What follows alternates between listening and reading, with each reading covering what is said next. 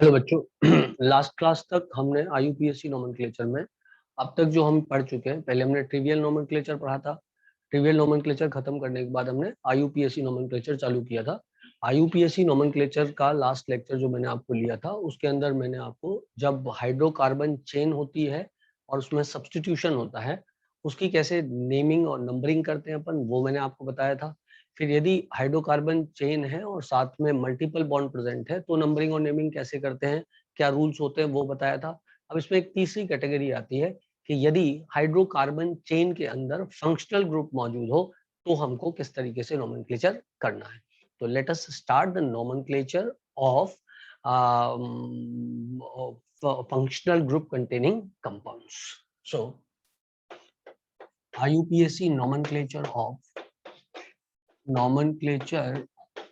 of functional group containing compounds। ठीक बेटा, compounds. मैं रिवीजन के लिए हल्का सा आपको बता दूं कि जब सिर्फ हाइड्रोकार्बन चेन होती थी और सब्स्टिट्यूट होते थे तो हम उस चेन को सेलेक्ट कर लेते थे जो चेन सबसे ज्यादा लंबी होती थी। हम उस चेन को सेलेक्ट करते थे जो सबसे ज्यादा लंबी होती थी। यहाँ पे सबसे लंबी चेन मुझे 1 2 3 4 5 6 7 8 9 10 एक और बना देते, कोई कंट्रोवर्सी ना रह जाए, है ना। और ये 1 2 3 4 5 6 7 8 9 10, 1 2 3 4 5 6 7 8 9 10 11, यही है सबसे लंबी चेन। ये तो छोटी है तो कोई दिक्कत नहीं है ना। और इसकी नंबरिंग अपन यहाँ से चालू कर देते, 1 2 3 4 5 6 7 8 9 10 11, ठीक है ना। फिर इसको एन प्रोपाइल बोल देते और ये भी 1 2 3, ये भी 1 2 3, दोनों एन एन प्रोपाइल है। तो 5 6 डाई एन प्रोपाइल अनडेकेन इसका नाम हो जाता, ठीक है ना। 11 है तो अनडेकेन हो जाता। तो ये सब हो चुका है हमारा पहले से ही। इसके बाद में मैंने आपको बताया था कि यदि मान लो हमारे पास में कुछ ऐसी व्यवस्था है जहां पर कि मैंने कुछ यूं बना दिया, ठीक है ना। अब क्या हुआ, अब यहाँ पर सबसे लंबी चेन कौन सी, यहाँ पर सबसे लंबी चेन तो ये जो सीधे जा रही है वो वाली हमको दे रही है दिखाई, ठीक है ना। लेकिन हम उसको सेलेक्ट नहीं करेंगे, हम सेलेक्ट करेंगे डबल बॉन्ड कंटेनिंग चेन को। तो 1 2 3 4 5 6 ये होगी सबसे लंबी चेन यहाँ पर जो सेलेक्ट होगी, ठीक है ना। बिकॉज प्रेफरेंस किसको देनी है, फिर डबल बॉन्ड को देनी है। अब आता है फंक्शनल ग्रुप कंटेनिंग, जैसे कि मान लो 1 2 3 4 5 6 7 8 9 10 11, 1 2 1 2, there is double bond, there is triple bond, there is double bond, ठीक है। और यहाँ पर मैंने एक फंक्शनल ग्रुप लगा दिया OH और यहाँ पर एक फंक्शनल ग्रुप लगा दिया मैंने OH, करेक्ट है। तो अब सबसे लंबी वाली चेन तो हमको ये वाली दे रही दिखाई जो ये सीधी जा रही है, ठीक है ना। ये जो सबसे लंबी चेन जो दे रही दिखाई वो तो ये दे रही जो सीधी जा रही है, परंतु हमें उस चेन को सिलेक्ट करना है जिस चेन में फंक्शनल ग्रुप है। सो this will be 1, this will be 1 2 3 and 4, ठीक है। हमें वो सिलेक्ट करना है जिसमें फंक्शनल ग्रुप हो। तो फंक्शनल ग्रुप इस वाली चेन में, दोनों फंक्शनल ग्रुप एक ही हैं तो फिर दोनों को सेलेक्ट करना पड़ेगा हमको। तो 1 2 3 4 ये हो गया और ये सब्स्टिट्यूएंट हो जाएगा, जो कि यहाँ पर ये एक सब्स्टिट्यूट होगा और ये एक सब्स्टिट्यूट हो गया। इसका नाम हम आसानी से दे सकते हैं, इसमें कोई रॉकेट साइंस नहीं है। 1 2 3 4 5 6 ये हेक्साइल हो जाएगा और ये ना 1 2 3 4 5 तो ये पेंट हो जाएगा और इस पे कुछ इन हो जाएगा और कुछ आइन हो जाएगा। पोजीशन जैसे 1 पोजीशन पे इन है और 3 पोजीशन पे आइन है, इसको नाम देने में कोई दिक्कत नहीं है। पेंट इन आइल हो जाएगा और ये हेक्स इन आइल हो जाएगा। ये हो जाएगा पेंट इन आइन आइल, 1 इन 3 आइन आइल। और ये हो जाएगा 1 2 3 4 5 6 हेक्स 2 इन आइल, हेक्स 2 इन आइल। अब इसका नाम अपन दे देंगे 1 2 3, तो डायल हो जाएगा ये। लेकिन अभी मैंने आपको ये सब बताया नहीं है डायल वगैरह, तो अभी वो बात नहीं कर रहा हूँ। अभी तो मैं आपको ये बता रहा हूँ कि चेन का सिलेक्शन कैसे करना है। शुरू में चेन सिलेक्शन मैंने आपको पढ़ा दिया था। परंतु अभी मैं आपको ये फ्रेश ढंग से क्यों बता रहा हूँ ये सारी चीज, वो इसलिए बता रहा हूँ क्योंकि क्या हुआ है कि हमने जब पढ़ा था तो उस समय हमने सिर्फ ऐसे वाले कंपाउंड पढ़े थे, उसमें फंक्शनल ग्रुप नहीं था। उसके बाद जब पढ़ा तो ये वाला था, इसमें भी फंक्शनल ग्रुप नहीं था। अब ये आया, इसमें फंक्शनल ग्रुप है। हालांकि कुछ लोग बोलेंगे कि डबल बॉन्ड को फंक्शनल ग्रुप बोलते हैं, but upon conventional functional group की बात कर रहे हैं, ठीक है ना। चलो आगे बढ़ते हैं। अब मेरी बात को आप ध्यान से सुनना कि सबसे ज्यादा प्रायोरिटी चेन सिलेक्शन में जिस चीज को मतलब दी जाती है वो फंक्शनल ग्रुप को दी जाती है। सबसे ज्यादा चेन सिलेक्शन में प्रायोरिटी जो दी जाती है फंक्शनल ग्रुप को दी जाती है। मतलब उस सबसे लंबी उस चेन को सिलेक्ट करना है जिसमें फंक्शनल ग्रुप प्रेजेंट हो, उसके बाद मल्टीपल बॉन्ड को दी जाती है। और जब ये दोनों ही ना हो तब सब्स्टिट्यूएंट्स के आधार पे हम चेन को सिलेक्ट करते हैं, ठीक है ना। तो इसका मतलब है उस लंबी चेन को सिलेक्ट करो जिसमें फंक्शनल ग्रुप हो, ठीक है ना बेटा, ना कि उस चेन को जिसमें फंक्शनल ग्रुप ना हो। तो फर्स्ट प्रायोरिटी इसकी है। तो ये वाला आ गया आपके पास, ठीक है बेटा। अब आई होप सो कंसेप्ट सबको क्लियर हो गया होगा कि इधर मुझे उस चेन को सिलेक्ट करना था जिसमें फंक्शनल ग्रुप होता, ठीक। एक बात मैं आपकी इधर ही क्लियर कर देना चाहता हूँ, आगे चल के मैं आपको फंक्शनल ग्रुप की प्रायोरिटी बता रहा हूँ। जैसे सीओएच जो होता है फंक्शनल ग्रुप प्रायोरिटी में नंबर 1 पे होता है, या इससे भी ज्यादा प्रायोरिटी में अमोनियम आयन होता है। लेकिन नॉर्मली जो एनसीईआरटी में दिया हुआ है उसकी अपन बात कर रहे हैं कि सीओएच नंबर 1 प्रायोरिटी पे है, उसके बाद में SO3H प्रायोरिटी, SO3 प्रायोरिटी पे आ जाता है ना। उसके बाद में एनहाइड्राइड प्रायोरिटी पे आ जाते हैं, एस्टर्स आ जाते हैं प्रायोरिटी पे। तो इस तरीके से प्रायोरिटी चलती है। इसके जस्ट बाद में बोर्ड पे वही लिखने वाला हूँ। पर जैसे मैंने आपको एग्जांपल दिया, प्रायोरिटी में पहले कौन आता है, COOH पहले प्रायोरिटी में आता है एज कंपेयर टू मान लो CO साइनाइड, ठीक है ना। ये पहले प्रायोरिटी में आता है। जब अपन नोमेनक्लेचर करते हैं ना और प्राइमरी फंक्शनल ग्रुप सेलेक्ट करते हैं, तो जैसे एक ही चेन में यदि कई फंक्शनल ग्रुप हैं तो हम उस फंक्शनल ग्रुप को प्राइमरी फंक्शनल ग्रुप सेलेक्ट करेंगे जो प्रायोरिटी चेन में पहले आता है। अब प्रायोरिटी चेन में COH पहले आता है, साइनाइड बाद में आता है। अब इस केस में COS तो फंक्शनल ग्रुप कहलाएगा, लेकिन जो साइनाइड होगा वो अब अपन इसको सब्स्टिट्यूएंट की तरह ट्रीट करते हैं। अब इसको अपन सब्स्टिट्यूएंट की तरह ट्रीट करते हैं। मतलब यदि किसी चेन में एक से ज्यादा फंक्शनल ग्रुप है तो जो प्राइमरी फंक्शनल ग्रुप है जो कि प्रायोरिटी ऑर्डर में ऊपर आता है वही अकेला फंक्शनल ग्रुप सेलेक्ट होगा। और बाकी सब फंक्शनल ग्रुप को नंबरिंग करते हुए, चेन सिलेक्शन करते हुए हम सब्स्टिट्यूएंट मान करके काम करेंगे। इससे क्या फर्क पड़ता है वो मैं आपको बताता हूँ। देखो, जैसे मान लो मेरे पास में 3, 1, 2, 3, 4, 5, 6, 7, 8, 9 ऐसे हो गया, ठीक है बेटा। अब मैंने क्या किया, मैंने यहाँ पर COOH ले लिया, करेक्ट है। और यहाँ पर इसको यूं ले गया और यहाँ पर इसको यूं ले गया, ठीक है बेटा। यहाँ पर मैंने कहीं पर साइनाइड लगा देता हूँ, इधर मैंने साइनाइड लगा दिया और यहाँ भी कहीं पर मैंने CHO लगा दिया, करेक्ट है। अब इन सब में प्राइमरी फंक्शनल ग्रुप COH है, मतलब ये तो सेलेक्ट होना ही चेन में है। अब COH के बाद जिस चीज को आपको प्रायोरिटी देनी है वो है मल्टीपल बॉन्ड। मतलब चेन कौन सी सिलेक्ट होगी, चेन सिलेक्ट ये वाली होगी। और यहाँ मल्टीपल बॉन्ड का मतलब फंक्शनल ग्रुप के मल्टीपल बॉन्ड नहीं है, इसका मतलब हाइड्रोकार्बन चेन के मल्टीपल बॉन्ड। नहीं तो कल के दिन आपको लगे साइनाइड में ट्रिपल बॉन्ड है और CHO में भी एक डबल बॉन्ड है, करेक्ट है। तो ये कंटिन्यूअस चेन के मल्टीपल बॉन्ड की बात चलती है। तो इसका मतलब ये नंबर 1 हो जाएगा, ये 2 हो जाएगा, ये 3 हो जाएगा और ये 4 हो जाएगा। अगर मान लो ये और थोड़ी लंबी भी होती चेन तो भी फर्क नहीं पड़ता, तो भी ये सब्स्टिट्यूएंट ही कहलाता और तो भी ये सब्स्टिट्यूएंट ही कहलाता। समझ रहे हो बात को। मतलब ये बिल्कुल इस तरीके से है कि फर्स्ट प्रायोरिटी आपको देनी है फंक्शनल ग्रुप को चेन सिलेक्शन में। जब वो सिलेक्ट हो जाए तो आप मल्टीपल बॉन्ड की तरफ देखो कि तुम कहाँ हो, उस तरफ चले जाओ।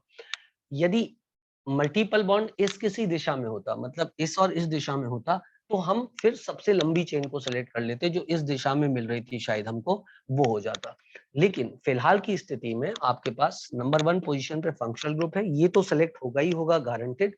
इसके बाद आपको देखना है, हाँ फंक्शनल ग्रुप सेलेक्ट हो गया, अब मुझे प्रायोरिटी किसको देनी है, अब मुझे प्रायोरिटी देनी है किसको, मल्टीपल बॉन्ड को। समझ रहे हो। जैसे आपके जीवन में मान लो 3 लोग हैं, क्यारा आपके जीवन में है, मान लो, मानने में क्या हर्ज है ना।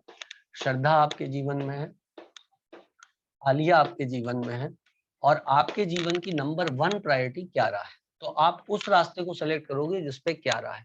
भले उस रास्ते पे श्रद्धा आए, आलिया आए, आए आए, ना आए ना आए, फर्क नहीं पड़ता, लेकिन पहले आप उस रास्ते को सेलेक्ट करोगे जहाँ पे आपको क्यारा मिल जाए।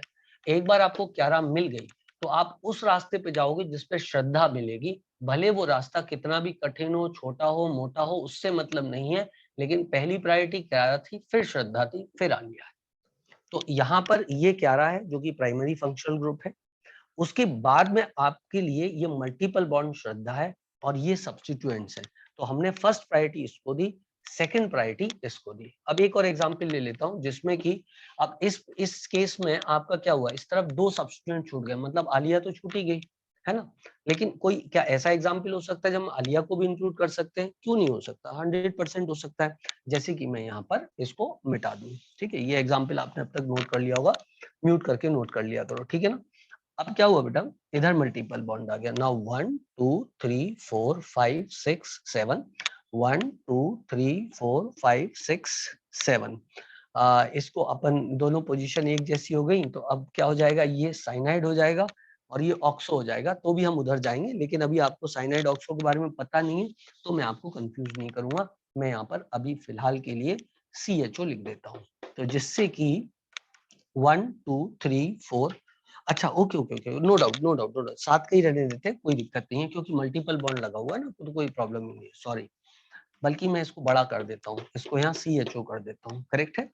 तो ये हुआ 1 2 3 4 5 6 7 8, और ये हुआ 1 2 3 4 5 6 7।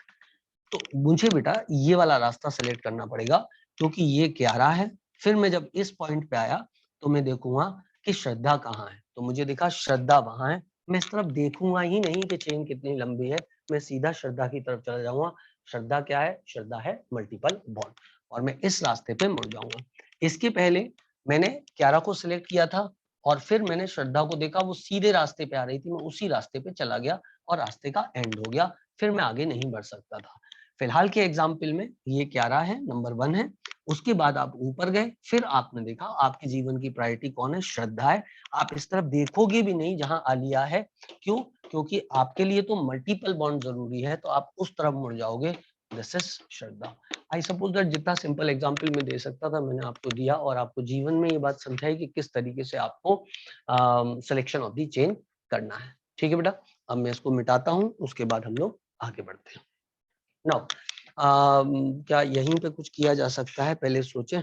ओके ठीक है, मैं इसको मिटा देता हूँ, मिटाने के बाद में फिर मैं नई चीज सेलेक्ट करता हूँ। चलो, तो पहली चीज हमने क्या देखी, हमने देखा कि प्रायोरिटी किसको देनी है, फंक्शनल ग्रुप को हमें प्रायोरिटी देनी है। ठीक है बेटा, अब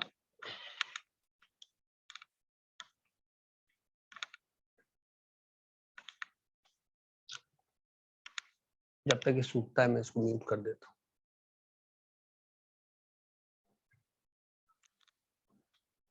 ओके बच्चों, तो मैं आपको बता रहा था कि फंक्शनल ग्रुप की कुछ प्रायोरिटीज होती हैं। मतलब जब अपन चेन सिलेक्शन करते हैं ना, तो कुछ प्राइमरी फंक्शनल ग्रुप होते हैं, मतलब उन्हें पहले सेलेक्ट करना होता है। जैसे कि अमोनियम आयन यदि प्रेजेंट है चेन में, तो नंबर 1 पोजीशन इसको हमको देना पड़ेगी। ऑल्दो ये किसी एग्जाम्पल में हमको आएगा नहीं, एनसीईआरटी में मैंने दिया है, तो ये हमारे किसी ज्यादा यूज का नहीं रह जाता है। अब आता है COOH, यदि ये चेन में है तो ये प्राइमरी फंक्शनल ग्रुप है। उसके बाद आता है SO3H, उसके बाद आता है SO2H। इनफैक्ट यदि आप और ज्यादा अच्छी किताबें पढ़ोगे तो SO3H में भी इसके जस्ट बाद क्या आ जाता है, इसके जस्ट बाद आता है Se3OH, और उसके बाद आता है TeO3H।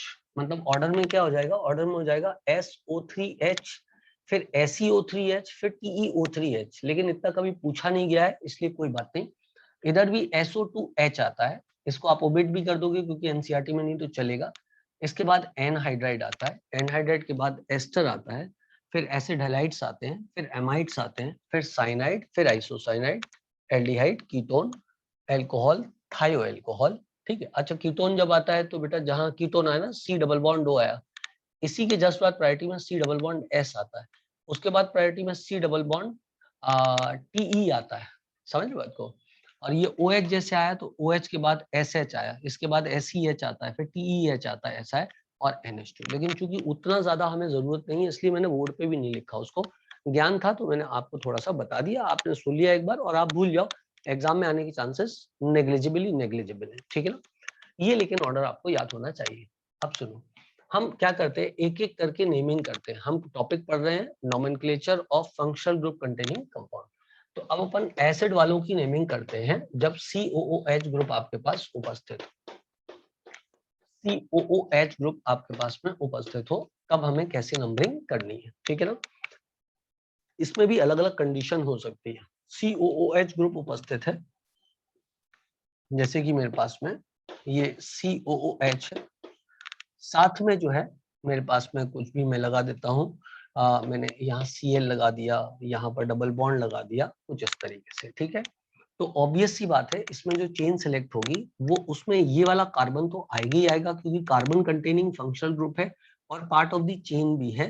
सो वन मतलब कार्बन कंटेनिंग फंक्शनल ग्रुप है, तो that should be a part of the chain, except 2 cases, वो मैं आपको अलग से बताऊंगा। Otherwise if it is a primary functional group, if it is a primary functional group which consists of carbon, it should be the part of the chain, उसका number 1 ही आएगा। एक बात और मैं आपको बता दूं, क्योंकि वो कार्बन कंटेनिंग फंक्शनल ग्रुप है तो पार्ट ऑफ द चेन है, और क्योंकि प्राइमरी फंक्शनल ग्रुप है तो सबसे पहली नंबरिंग वहीं पे पड़ेगी।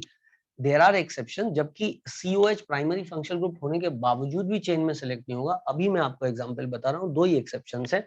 अदरवाइज उन 2 एक्सेप्शन को छोड़ दिया जाए तो COH यदि प्राइमरी फंक्शनल ग्रुप मौजूद है, उसके अलावा कोई भी प्राइमरी फंक्शनल ग्रुप मौजूद नहीं है, तो डेफिनेटली जो है इसको नंबर 1 मिलेगा, और ये चेन का पार्ट भी होगा। It should be a part of the chain and it will be number 1 also, है ना।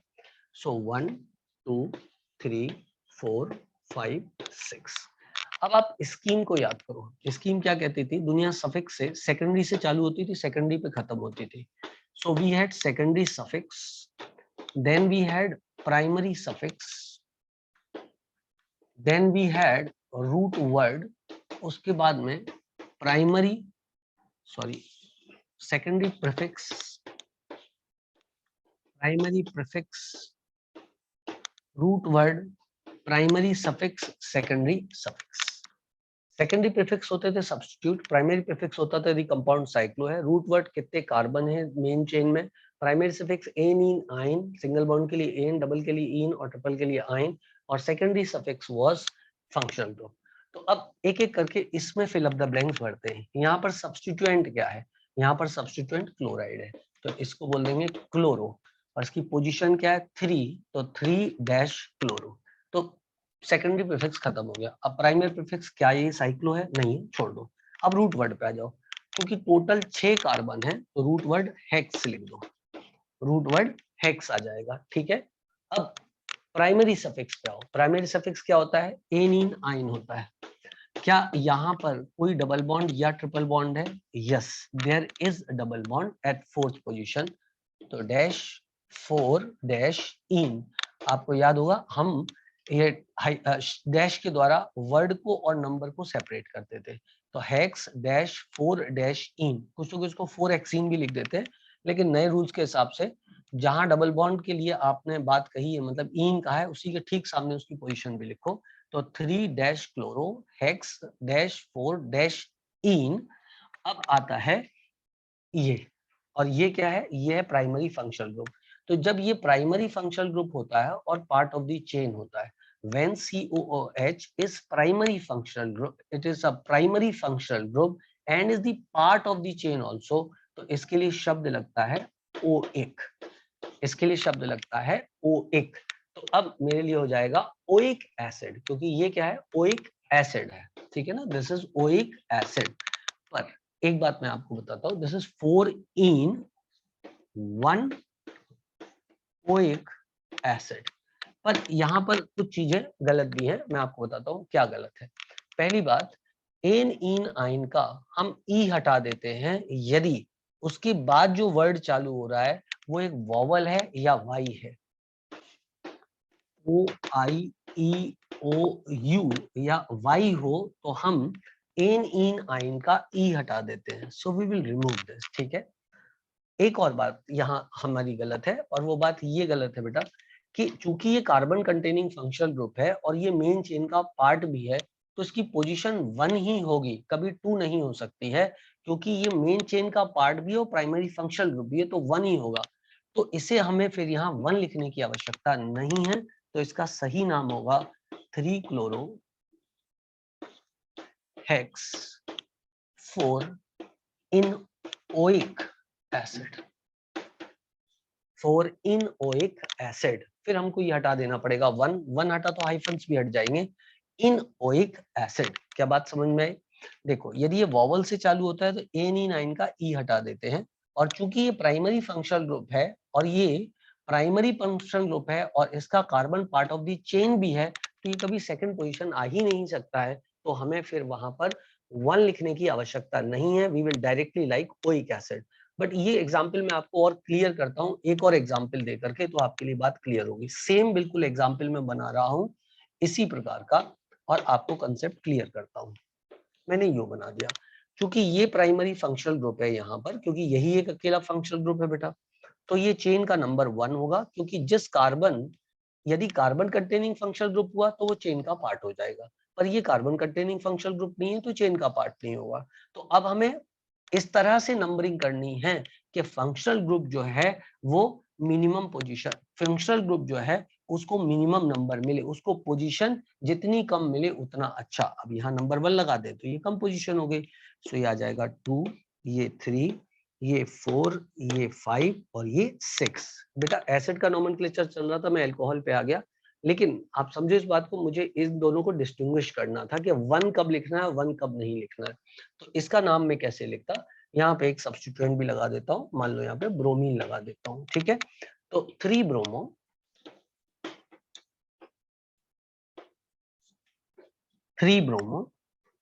1 2 3 4 5 6 ब्रोमो इसलिए लिखा, सेकेंडरी प्रीफिक्स है, प्राइमरी प्रीफिक्स एब्सेंट है, मतलब ये साइक्लो नहीं है तो साइक्लो नहीं लिखा। रूट वर्ड हेक्स है तो विल राइट हेक्स, और चौथी पोजीशन पे प्राइमरी सफिक्स इन है तो 4 इन 1 ऑल, 4 इन 1 ऑल। अब इसका ई अपन हटा देंगे यहाँ से, क्योंकि ये ओ वॉवल है, तो इन ऑल 4 इन 1 ऑल, लेकिन यहाँ पे 1 लिखना पड़ेगा बेटा। यहाँ पर 1 क्यों लिखना पड़ेगा वो मैं एक और एग्जांपल से क्लियर करता हूँ आपको, फिर तीनों को एक बार सम अप करूंगा। 1 2 3 4 5, 1 2 3 4 5 6, मैंने इसको यहाँ बना दिया, यहाँ पर मैं Br बना देता हूँ, और यहाँ पर मैं OH बना देता हूँ, करेक्ट है। अब क्या हो रहा है कि इट इज अ, बल्कि मैं Br को यहाँ से हटा लेता हूँ, क्यों बार बार एक ही पोजीशन में बनाए, Br को इधर बना लेते हैं।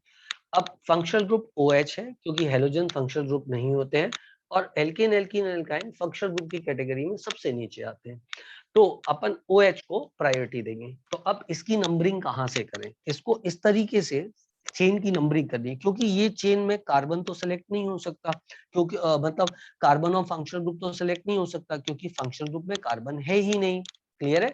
तो ऐसी चेन का चयन किया जाए जिस चेन में फंक्शनल ग्रुप जिससे डायरेक्टली जुड़ा हुआ हो, है ना, क्योंकि यहाँ पर चेन का पार्ट तो नहीं हो सकता फंक्शनल ग्रुप, क्योंकि उसमें कार्बन ही नहीं है, लेकिन फिर हमें वो चेन का चयन करना है जिस चेन से फंक्शनल ग्रुप डायरेक्टली जुड़ा हुआ हो। तो ये वाली चेन में फंक्शनल ग्रुप डायरेक्टली जुड़ा हुआ है, तो ये वाली चेन सेलेक्ट होगी और उसकी नंबरिंग यहां से चालू होगी, 1 2 3 4 5 और 6, मतलब हमको मिनिमम पॉसिबल नंबर उस कार्बन को देना पड़ेगा जिस कार्बन पे फंक्शनल ग्रुप जुड़ा हुआ है। तो यहाँ पे 3 बोल दिया, ज्यादा से ज्यादा क्या हो सकता था, मैं 1 2 3 4 भी कर सकता था नंबरिंग, पर उस केस में फंक्शनल ग्रुप को 4th पोजीशन मिलती, डबल बॉन्ड को कम मिलती लेकिन फंक्शनल ग्रुप को 4th पोजीशन मिलती, वो गलत हो जाता। तो not to get confused, if you have carbon containing functional group and that is a primary functional group, that should be the part of the chain number 1, ठीक है बेटा, उसको चेन का पार्ट होना ही होना है, ठीक है। अब दूसरी बात, यदि आपके पास कोई ऐसा फंक्शनल ग्रुप है जो प्राइमरी फंक्शनल ग्रुप है लेकिन वो चेन का पार्ट, लेकिन वो डायरेक्टली क्या बोले, उसके अंदर कार्बन नहीं है, तो क्योंकि उसके अंदर कार्बन नहीं है तो उसका कार्बन तो चेन का पार्ट नहीं हो सकता, पर जो भी चेन सेलेक्टेड होगी उस चेन से डायरेक्टली वो फंक्शनल ग्रुप जुड़ा हुआ होना चाहिए, जैसा कि यहाँ पर हमको दिखाई दे रहा है, ठीक है। तो ये नंबर 1 लिया था, अब ये वाली चेन सेलेक्ट हुई थी उससे डायरेक्टली वो जुड़ा हुआ था। आई सपोज दैट सभी बच्चों को बात क्लियर हो गई होगी। अब इधर देखो, यहाँ पर हमने ये वाली चेन तो सेलेक्ट किया, फिर नंबरिंग कुछ इस तरीके से करो कि फंक्शनल ग्रुप से जुड़े हुए कार्बन को मिनिमम नंबर मिले। मतलब इधर नंबर 1 नहीं लिखना है, हमें इस तरीके से नंबरिंग करनी है कि नंबर 1 किसको मिले, नंबर 1 उस कार्बन को मिले, और सॉरी इस तरीके से नंबरिंग करनी है कि मिनिमम नंबर मिले उस कार्बन को जिस कार्बन से directly non carbon containing functional group जुड़ा हुआ है। ठीक है, okay, I suppose you are clear. So 1 2 3 4 5 6। अब इसका नाम आप आसानी से दे सकते हो, ये सब्स्टिट्यूएंट है तो आप लिख दोगे 4 bromo cyclohexene, root word is hex, hex primary suffix is ene, so it is 4 en 3 all.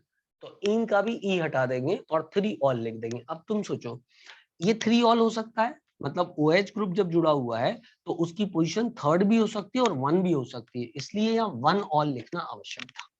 क्या चमका सबको? जैसे इसको मैं लिखता तो इसको लिखता 4 ब्रोमो हेक्स 4 इन 3 ऑल। तो चूंकि it was not a carbon containing functional group, इसकी पोजीशन वेरी हो सकती थी, इसलिए 1 लिखना जरूरी है। लेकिन ऊपर 1 नहीं लिखना था क्योंकि इसका कोई और कुछ हो ही नहीं सकता। मतलब यदि आप ये ओइक एसिड आप लिख रहे हो, it is a carbon containing functional group, it is the part of the chain, वो 1 पोजीशन पे ही आएगा, जबकि ऑल 1 या 3 किसी भी पोजीशन पे आ सकता है। इसको एक और एग्जांपल से मैं आपको समझा देता हूँ। 1 2 3 4 5 और मैं यहाँ पर COH लिख देता हूँ। So this is 1, this is 2, this is 3 and this is 4. यहाँ पे कोई सब्स्टिट्यूएंट नहीं है, मतलब सेकेंडरी प्रीफिक्स नहीं है, प्राइमरी प्रीफिक्स नहीं है, डायरेक्ट रूट वर्ड है पेंट, क्योंकि 5 कार्बन है। पेंट डबल बॉन्ड है नहीं तो प्राइमरी सफिक्स एब्सेंट। पेंट हाँ सॉरी डबल बॉन्ड नहीं है तो एन लगेगा। तो पेंट एन ओइक एसिड, और एन का भी ई हटा देंगे तो पेंटेनोइक एसिड। पेंट एन का ई हटा देंगे, ओइक एसिड क्योंकि ये नंबर 1 ही होगा इसलिए 1 ओइक एसिड नहीं लिखना पड़ेगा। लेकिन यदि मान लो मैं कभी यहाँ पर 1 2 3 4 5 6 यहाँ पर OH लगा देता हूँ, ये 1 ये 2 ये 3 ये 4 ये 5, तो इसका नाम क्या लिखेंगे? इसका नाम लिखेंगे पेंट एन 1 ऑल, क्योंकि बेटा ये भी तो हो सकता था 2 3 4 5 6, दिस इज OH। ओके 1 2 3 4 5 6, इसको हटा देते हैं। मैं OH ग्रुप को इधर लगा देता हूँ। यदि मैंने OH ग्रुप को इधर लगाया बच्चों तो it is 1 2 3 4 5, it is 2 pentanol. मतलब पेंटेनॉल 2 भी हो सकता है और 3 भी हो सकता है। तो चूंकि पेंटेनॉल 1 2 3 तीनों हो सकता था, इसलिए मुझे बताना पड़ेगा कि पेंटेनॉल में ऑल की पोजीशन क्या है, जबकि पेंटेनोइक एसिड में कार्बन कंटेनिंग फंक्शनल ग्रुप है, वो नंबर 1 पोजीशन पे ही आएगा। तो मुझे पेंटेन 1 ओइक एसिड नहीं लिखना चाहिए। आई सपोज दैट रूल मैं आपको क्लियर कर पाया हूँ। धीरे धीरे थोड़े नोमेनक्लेचर के रूल, थोड़े नंबरिंग के रूल, थोड़े चेन के रूल सब आपको क्लियर करता जाऊंगा एग्जाम्पल वाइज। ठीक है, इसको मैं मिटाता हूँ, तब तक दूसरे एग्जाम्पल ड्रॉ करता हूँ। बेटा तो हमने थोड़े बहुत रूल्स पढ़े, अब उसी को कंटिन्यू कर रहे हैं, COH वाले को ही कंटिन्यू कर रहे हैं हम। अब देखो, यदि मान लो मेरे पास कभी कुछ ऐसा एग्जाम्पल हो जाए, इधर एक COH है और यहाँ पर भी एक COH है, बीच में मैंने कहीं पर कोई सब्स्टिट्यूट लगा देता हूँ फ्लोरीन। आपको पता है कि मेन चेन कौन सी सिलेक्ट होने वाली है ना? इसको मैं बड़ा कर देता हूँ, 2 3 4 5, मतलब 1 2 3 4 5 6 7 8 की चेन हो सकती है। 1 2 3 4 5 6 7 8 की चेन हो सकती थी। 1 2 3 4 5 6 7 8 की चेन हो सकती थी। लेकिन हम वो नहीं करेंगे सिलेक्ट, हम करेंगे 1 2 3 1 2 3, दोनों तरफ से एक ही बात है तो कहीं से भी नंबरिंग कर दो। 1 2 3 4 5, मतलब 8 की चेन सेलेक्ट हो सकती थी, लेकिन हमने 5 की करी क्योंकि हमारे लिए प्रायोरिटी क्या है, ये 11 है और ये भी 11 है, तो हमारी प्रायोरिटी तो भाई 11 है ना। हमें आलिया की तरफ नहीं देखना, आलिया सब्स्टिट्यूट है, ये सब्स्टिट्यूट था, तो हमें उस तरफ नहीं जाना है, हमें तो क्यारा की तरफ जाना है। तो प्राइमरी फंक्शनल ग्रुप से प्राइमरी फंक्शनल ग्रुप की तरफ हम चले गए। ठीक, तो पहला काम हमारा बन गया। अब हमको ये देखना है कि ये फिर सब्स्टिट्यूएंट हो गया, तो ये क्या है 1 2 3 4 5, दिस इज 1 2 3 4 5, इसका नाम पेंटाइल हो जाएगा, इसका नाम फ्लोरो हो जाएगा। आगे क्वेश्चन आपके लिए सरल है, आप लिखना चाहो तो इसको लिख सकते थे 3 फ्लोरो 3 पेंटाइल 3 फ्लोरो 3 पेंटाइल, मतलब सेकेंडरी प्रीफिक्स खत्म हो गया, अब साइक्लो है नहीं, तो root word paint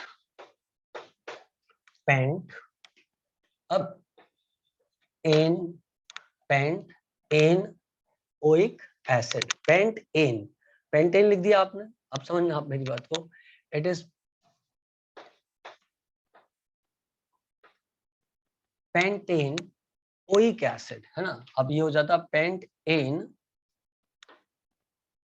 dioic acid, pentane dioic acid, ठीक है ना। अब आप ई को मेंटेन रखोगे क्योंकि यहाँ पे डी आ रहा है, ठीक है ना, ओ नहीं है।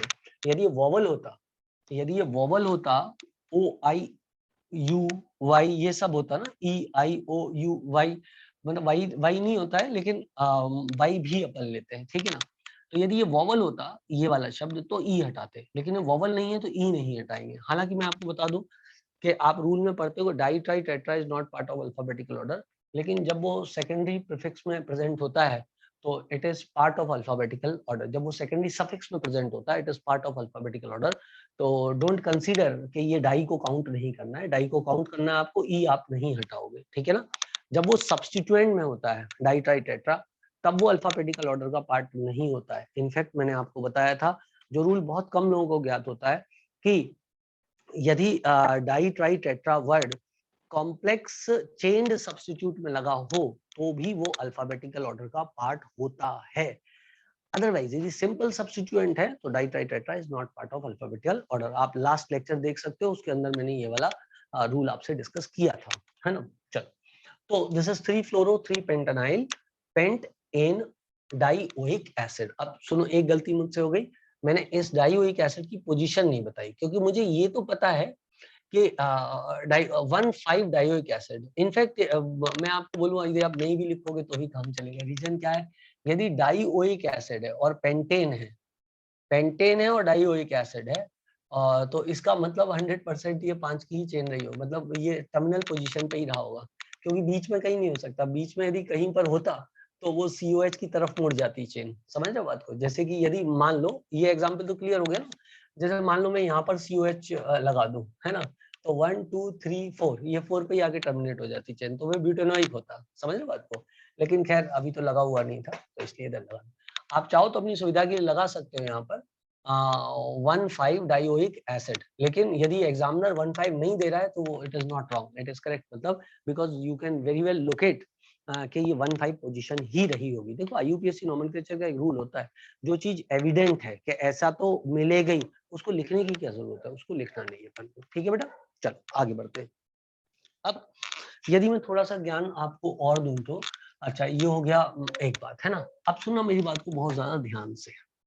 यदि मान लो आप कभी ऐसा होता कि मेरे पास ये COOH होता, मतलब 1 2 3 4, और यहाँ पर एक COH मेरे पास होता, यहाँ पर एक COH होता, और यहाँ पर एक COH होता, करेक्ट है बेटा।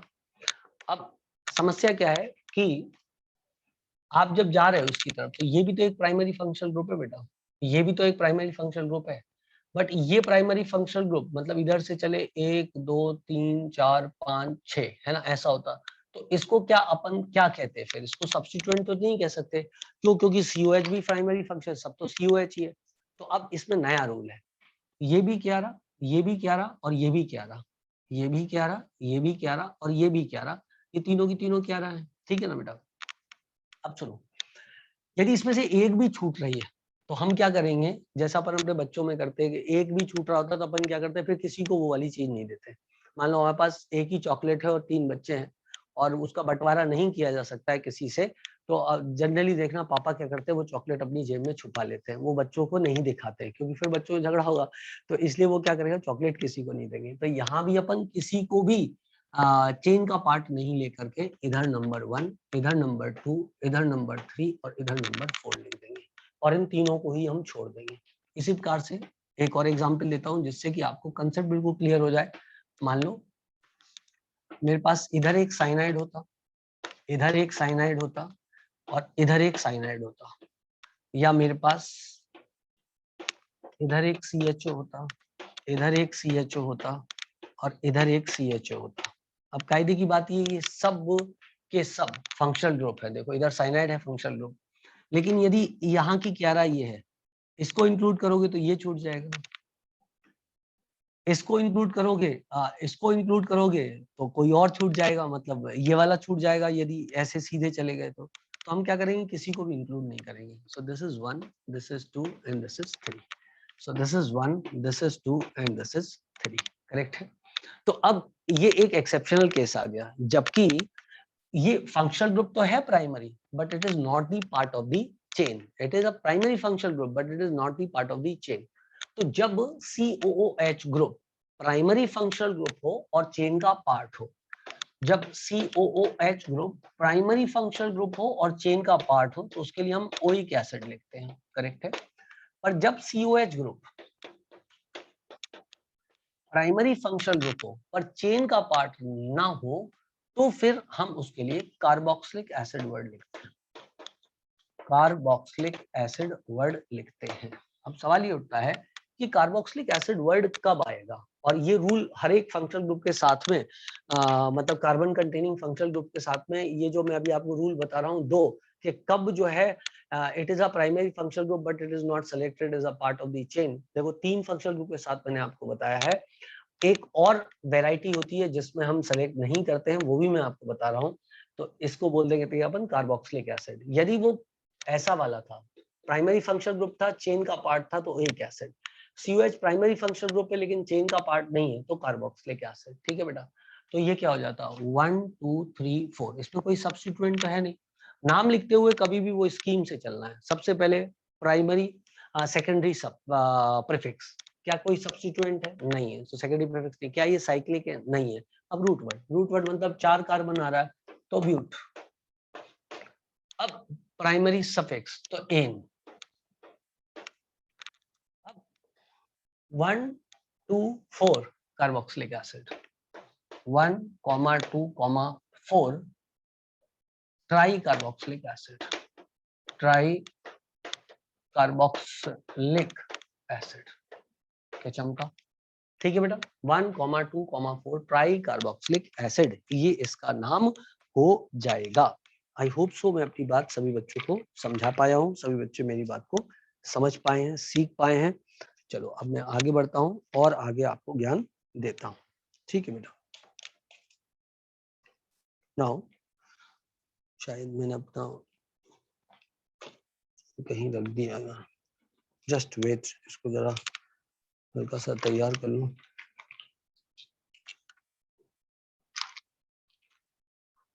चौक लाना भूल गया, चौक खत्म हो गई, अब गुटलों से काम चला रहे हैं। ओके बच्चों, अब क्या होगा बेटा, इतनी बात क्लियर है आप लोगों को। अब इसका नोमेनक्लेचर क्या होगा, अब कार्ब वो मैं बता दूंगा आपको, डोंट वरी। ये कार्बोल्डिहाइड हो जाएगा, कार्बन नाइट्राइल हो जाएगा, लेकिन वो जब साइनाइड और एल्डिहाइड का नोमेनक्लेचर बताएंगे तब। देखो मैं चाह रहा हूँ आप एक का किसी का अच्छे से सीख लो, फिर वही जनरलाइज चलेगा, सब में अलग नहीं जाएगा। तो मैं अभी एसिड में सिखा रहा हूँ, यही सेम रूल हर फंक्शनल ग्रुप में कार्बन कंटेनिंग में लगने वाले है ना। तो अब एक कंडीशन ये हुई, जबकि ये प्राइमरी फंक्शनल ग्रुप था लेकिन चेन में सेलेक्ट नहीं हुआ। एक और कंडीशन होती है, वो कब होती है, जब किसी एलिसाइक्लिक कंपाउंड में, जैसे कि एलिसाइक्लिक कंपाउंड है ना, पहले बता चुका हूँ एलिसाइक्लिक कंपाउंड क्या होता है, directly carbon containing functional group जुड़ा हुआ, directly carbon containing functional group जुड़ा हुआ, तो फिर हम इसको फिर मेन चेन का पार्ट नहीं मानते हैं। डायरेक्टली यदि जुड़ा हुआ हो तो, यदि डायरेक्टली नहीं जुड़ा हुआ होता तो ये COH functional group carbon chain का पार्ट होता। जैसे कि मैं यदि इसको यूं बना दूं, इधर CH2 कर दूं बेटा और इधर COOH कर दूं। अब ये डायरेक्टली नहीं जुड़ा हुआ है एलिसाइक्लिक कंपाउंड से, साइकिल से डायरेक्टली नहीं जुड़ा हुआ है, तो ये नंबर 1 होगा, ये नंबर 2 होगा और ये साइक्लोपेंटाइल ये हो जाएगा सब्स्टिट्यूएंट, समझे। पर इसमें डायरेक्टली जुड़ा हुआ है तो it is not selected as the part of the main chain although it is a primary function group.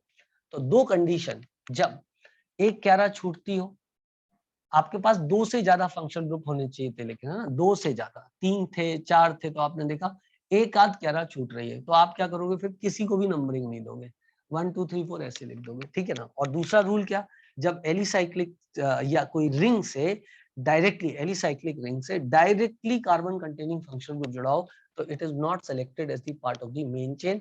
फिर मेन चेन में ये 1 ले लूंगा, ये 2 ले लूंगा, ये 3, ये 4 और ये 5 ले लूंगा। अब नंबरिंग करते हुए मैं इसको बोल दूंगा 2 क्लोरो, सब्स्टिट्यूएंट खत्म हो गया। तो पहली बार ऐसा हुआ कि प्राइमरी प्रीफिक्स आया, 2 क्लोरो क्या हुआ, सेकेंडरी प्रीफिक्स। अब आया प्राइमरी प्रीफिक्स, वो क्या है, साइक्लो, तो आपको लिखना है साइक्लो। अभी तक एक भी एग्जांपल में कभी ऐसा नहीं हुआ था, आप याद करो, पहले लिखते हैं प्राइमरी प्रीफिक्स, सॉरी पहले लिखते हैं सेकेंडरी प्रीफिक्स, फिर लिखते हैं प्राइमरी प्रीफिक्स, फिर लिखते हैं रूट वर्ड, फिर लिखते हैं प्राइमरी सफिक्स, फिर लिखते हैं सेकेंडरी सफिक्स। प्राइमरी प्रीफिक्स क्या होता है और सेकेंडरी प्रीफिक्स क्या होता है बेटा, सब्स्टिट्यूएंट, वो क्लोरो था। प्राइमरी प्रीफिक्स क्या होता है, साइक्लो। अब तक किसी एग्जांपल में साइक्लो नहीं आया, तो पहली बार एग्जांपल में साइक्लो आया, तो इट इज साइक्लो।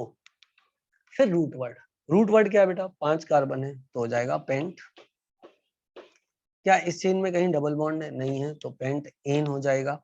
और फंक्शनल ग्रुप ये है, नंबर 1 पोजीशन है, पेंट एन 1 कार्बोक्सिलिक एसिड। क्योंकि C is not a vowel और अ वाई, E मेंटेन रहेगा, carboxylic acid, carboxylic acid. But यहाँ पर डायरेक्टली नहीं जुड़ा है, तो ये बेटा नंबर 1, ये नंबर 2। अब यहाँ ये सब्स्टिट्यूएंट है, ये सब्स्टिट्यूएंट है यहाँ पर, क्योंकि ये मेन चेन का पार्ट नहीं है और जुड़ा हुआ है।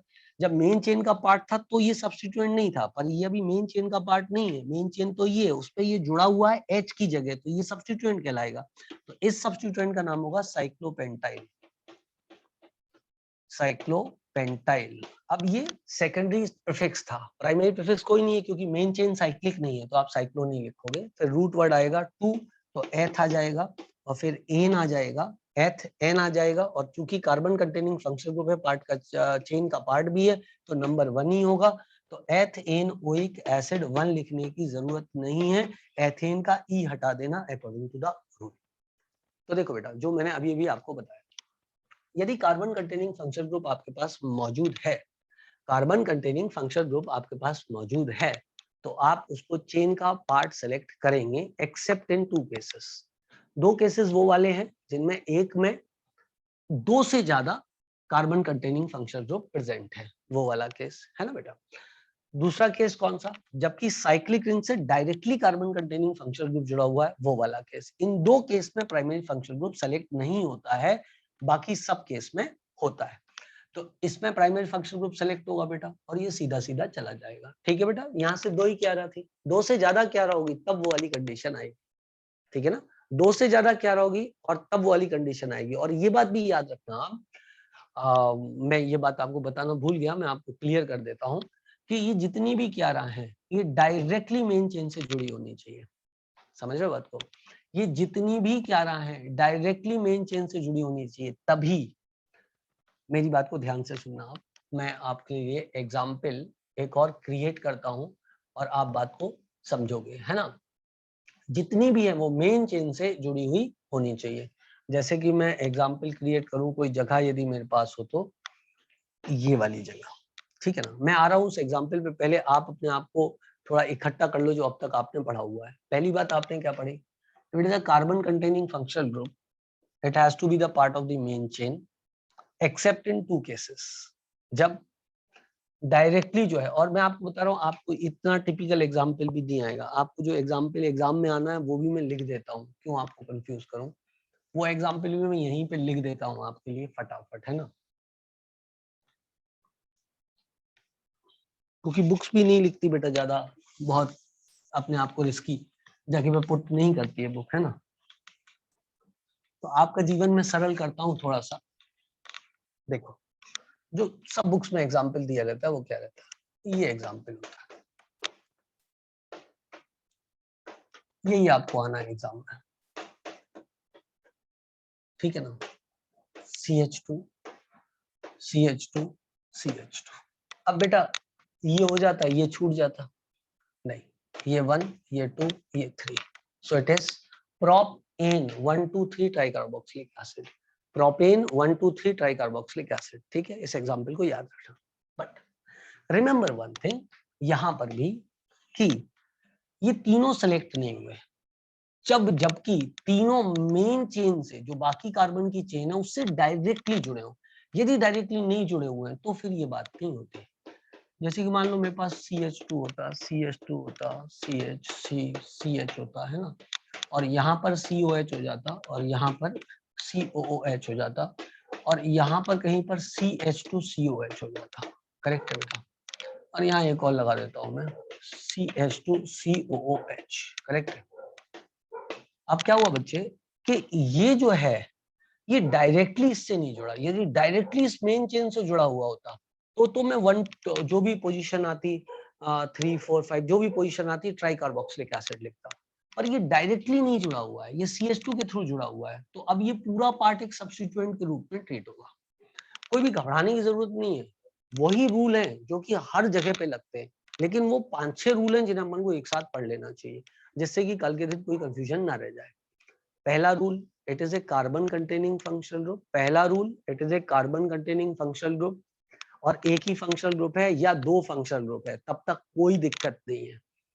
कार्बन कंटेनिंग फंक्शनल ग्रुप है, एक ही फंक्शनल ग्रुप है या दो फंक्शनल ग्रुप है तब तक कोई, और दो रहने पे मतलब एक फंक्शनल ग्रुप है साइक्लिक में ऐसा डायरेक्ट ना जुड़ा हो बस, है ना। यदि दो फंक्शनल ग्रुप है एक फंक्शनल ग्रुप है और ऐसे साइकिल से डायरेक्टली नहीं जुड़ा हुआ है तो वो कार्बन चेन का पार्ट होगा और नंबर 1 होगा। यदि साइकिल से डायरेक्टली फंक्शनल ग्रुप जुड़ा हुआ है भले एक हो तो वो चेन का पार्ट नहीं होगा। अब दूसरा रूल, यदि फंक्शनल ग्रुप 2 से ज्यादा है तो again we have to worry, यदि वो मेन चेन से डायरेक्टली तीनों फंक्शनल ग्रुप जुड़े हुए हैं और कार्बन कंटेनिंग फंक्शनल ग्रुप है तो वो तीनों मेन चेन का पार्ट नहीं होंगे, फिर मेरे को ट्राई कार्बोक्सिलिक एसिड लिखना पड़ेगा। पर यदि ऐसी कंडीशन है जबकि 3 फंक्शनल ग्रुप है, मेन प्राइमरी फंक्शनल ग्रुप है तीनों के तीनों प्राइमरी फंक्शनल ग्रुप हैं, पर वो मेन चेन से 2 ग्रुप तो डायरेक्टली जुड़े हुए हैं पर एक डायरेक्टली नहीं जुड़ा हुआ है, तो ये सब्स्टिट्यूएंट कहलाएगा। फिर ये जो है वो मतलब फंक्शनल ग्रुप की कैटेगरी में अपन इसको ट्राई कार्बोक्सिलिक एसिड लिख के नहीं लिखेंगे। तो इसका मतलब क्या हो जाए, ये बेटा सब्स्टिट्यूएंट पे सब्स्टिट्यूएंट है। देखो H की जगह CH2 आया और उस CH3 आया और CH3 का H सब्स्टिट्यूट होके COH लगा है, तो इसको अपन सब्स्टिट्यूएंट ही बोलेंगे। तो अब नंबर 1 2 3 4, तो ये 1 2 3 4 5, तो इधर से चालू हो जाओ 1 2 3 4 5 6 7 8। तो अब इसका नाम हो जाएगा, अब जब COH सब्स्टिट्यूएंट होता है, जब COH सब्स्टिट्यूएंट होता है तो इसके लिए वर्ड कार्बोक्सी यूज होता है, ठीक है बेटा। इसके लिए वर्ड कार्बोक्सी यूज होता है, तो इसका नाम हो जाएगा कार्बोक्सी मिथाइल, तो हो जाएगा 4 कार्बोक्सी मिथाइल। ये हो गया सब्स्टिट्यूएंट, साइक्लो है नहीं, octane 1,8 dioic acid, octane 1,8 dioic acid, carboxy methyl, carboxy methyl. Cyclic है नहीं तो साइक्लो लिखोगे नहीं, ऑक्ट क्योंकि 8 है, एन क्योंकि कोई डबल बॉन्ड नहीं है, 1,8 dioic acid, that will be the nomenclature, ठीक है। Di is part of alphabetical order in the suffix, therefore आप वो नहीं करोगे, आप वहां पर ओइक एसिड का जो आप सॉरी जो आप पहले लिख चुके थे पेंट लिख चुके थे, पेंट एन लिख चुके थे, एन का ई नहीं हटाओगे। क्लियर बेटा। अब सुनो, मैं इसको मिटाता हूं और आपको सम अप करता हूं मैंने क्या क्या रूल्स इसमें बोले हैं। सुनो, इसके लिखे लिखे ही सुनो, है ना। पहली बात, कार्बन कंटेनिंग फंक्शनल ग्रुप है, मेन फंक्शनल ग्रुप है, कार्बन कंटेनिंग फंक्शनल ग्रुप है, मेन फंक्शनल ग्रुप है, ठीक है। It will be the part of the chain, it will be the part of the chain if at all कुछ conditions हो, दो conditions हो ना लग जाए उसमें, तो यदि एक ही फंक्शनल ग्रुप है तो एक ही कंडीशन में ऐसा होगा कि वो पार्ट ऑफ द चेन नहीं होगा। यदि एक फंक्शनल ग्रुप है, प्राइमरी फंक्शनल ग्रुप है, कार्बन कंटेनिंग है, प्राइमरी है, तो वो एक ही कंडीशन में चेन का पार्ट नहीं होगा, और वो कंडीशन वो होगी जिसमें वो साइक्लिक रिंग से डायरेक्टली जुड़ा हुआ होगा। Otherwise it will be the part of the chain और नंबर 1 उसको पोजीशन मिलेगी। ठीक है बेटा। यदि दो से ज्यादा प्राइमरी फंक्शनल ग्रुप मौजूद है, दो से ज्यादा प्राइमरी फंक्शनल ग्रुप मौजूद है, तो फिर हमें ये देखना पड़ेगा कि 3 या 4 जो भी वो फंक्शनल ग्रुप है, क्या वो डायरेक्टली मेन चेन से जुड़े हुए हैं। यदि डायरेक्टली मेन चेन से जुड़े हुए हैं तो ट्राई कार्बोक्सिलिक एसिड या टेट्रा ऐसा करके अपन लिख देंगे। ठीक है बेटा। एक और कंडीशन हो सकती है, जबकि दो से ज्यादा फंक्शनल ग्रुप हैं, दो तो डायरेक्टली जुड़े हुए हैं मेन चेन से, लेकिन एक जो प्राइमरी फंक्शनल ग्रुप है वो सब्स्टिट्यूट पे सब्स्टिट्यूट है, मतलब जैसे मिथाइल ग्रुप पे COH सब्स्टिट्यूट था, तो उसको अपन सब्स्टिट्यूएंट ही मानेंगे। तो उसको मैं बोलूंगा कार्बोक्सी मिथाइल, उसको बोलूंगा carboxy methyl. I suppose that सभी बच्चों को बात क्लियर हो गई होगी। ठीक है बेटा। अब एक बात और आप सुनो, कभी कभी किसी बच्चों को ये कंफ्यूजन हो सकता है कि सर जी, यदि मेरे पास एक यहाँ पर ऐसे करके मैं कुछ कुछ बना दूं टाम टूम, इधर COH लिख देता हूं, इधर मैं साइनाइड लिख देता हूं, यहाँ पर मैं साइनाइड लिख देता हूं, अब क्या होगा, ये भी प्राइमरी फंक्शनल ग्रुप है, ये भी फंक्शनल ग्रुप से, तो क्या होगा, नहीं बेटा ये फंक्शनल ग्रुप नहीं, ये दोनों सब्स्टिट्यूएंट है। प्राइमरी फंक्शनल ग्रुप का मतलब होता है जो प्रायोरिटी चेन में ऊपर लिखा हो। तो COH ग्रुप की उपस्थिति में यदि कोई और ग्रुप जुड़ा हुआ है तो it is not a primary functional group, it is a secondary prefix, वो होगा सब्स्टिट्यूएंट। तो डोंट गेट कंफ्यूज्ड। क्लियर बेटा की बात, ये दोनों के दोनों सब्स्टिट्यूट ही कहलाएंगे। आई होप सो मैंने आपको बहुत क्लियरली ये बात बता दी। अब जितने रूल मैंने आपको बताए हैं ये सारे रूल सब फंक्शनल ग्रुप के साथ में एप्लीकेबल है, जो कार्बन कंटेनिंग फंक्शनल ग्रुप है। एक एक करके मैं नोमेनक्लेचर देता हूँ। मिटाते हैं। तो ये था क्या, मिटाते हैं सुखाते हैं, तब तक इसको मैं पॉज कर देता हूँ।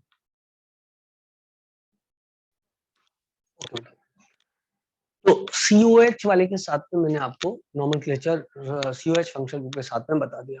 अब एक बेटा SO3H भी होता है, आपने देखा था थोड़ी देर पहले, क्यों लगा होता है, मान लो ऐसे करके SO3H लगा हुआ है, यहाँ फ्लोरो लगा देते हैं, डबल बॉन्ड बना देते हैं, यहाँ पर कहीं पे मान लो मैं आपके लिए इधर कहीं पर मैं CN बना देता हूँ। ठीक है ना। तो क्या होगा, अब देखो ये नंबर 1 हो जाएगा क्योंकि ये प्राइमरी फंक्शनल ग्रुप है। तो हम चाहेंगे कि प्राइमरी फंक्शनल ग्रुप जहाँ जुड़ा हुआ है, जिस कार्बन से जुड़ा हुआ है उसको मिनिमम पॉसिबल नंबर मिले। तो उस कार्बन को मिनिमम पॉसिबल नंबर यही मिल सकता है। ये नंबर 2 हो जाएगा, ये नंबर 3, ये 4, ये 5 और ये 6। अब किसी बच्चे को कंफ्यूजन हो सकता है कि ये 6 मानूं कि ये 6 मानूं, तो आपको समझना पड़ेगा सब्स्टिट्यूएंट क्या है। यहाँ पर मेन चेन ये चल रही है, ये H की जगह ये जुड़ा है साइनाइड, तो इट इज सब्स्टिट्यूएंट। ये तो मेन चेन है, तो आप उसको साइनों को सेलेक्ट मत करना। ठीक है। अब सुनो आप मेरी बात को आगे। यदि मान लो 1 2 3 4 5 यूं लगा दूं और यहाँ पर SO3H लगा दूं, करेक्ट है, और यहाँ पर कुछ इस हिसाब से लगा दिया, यहाँ क्लोरीन लगा दिया, यहाँ पर लेकर के मैंने मान लो आपके लिए OH लगा दिया। ठीक है ना। तो अब नंबर 1 कहाँ लिखूंगा, मेरे को उस चेन को सेलेक्ट करना है जिस चेन से ये डायरेक्टली जुड़ा हो और वो चेन लंबी भी हो, सबसे लंबी हो, तो वो ये वाली चेन है। आया।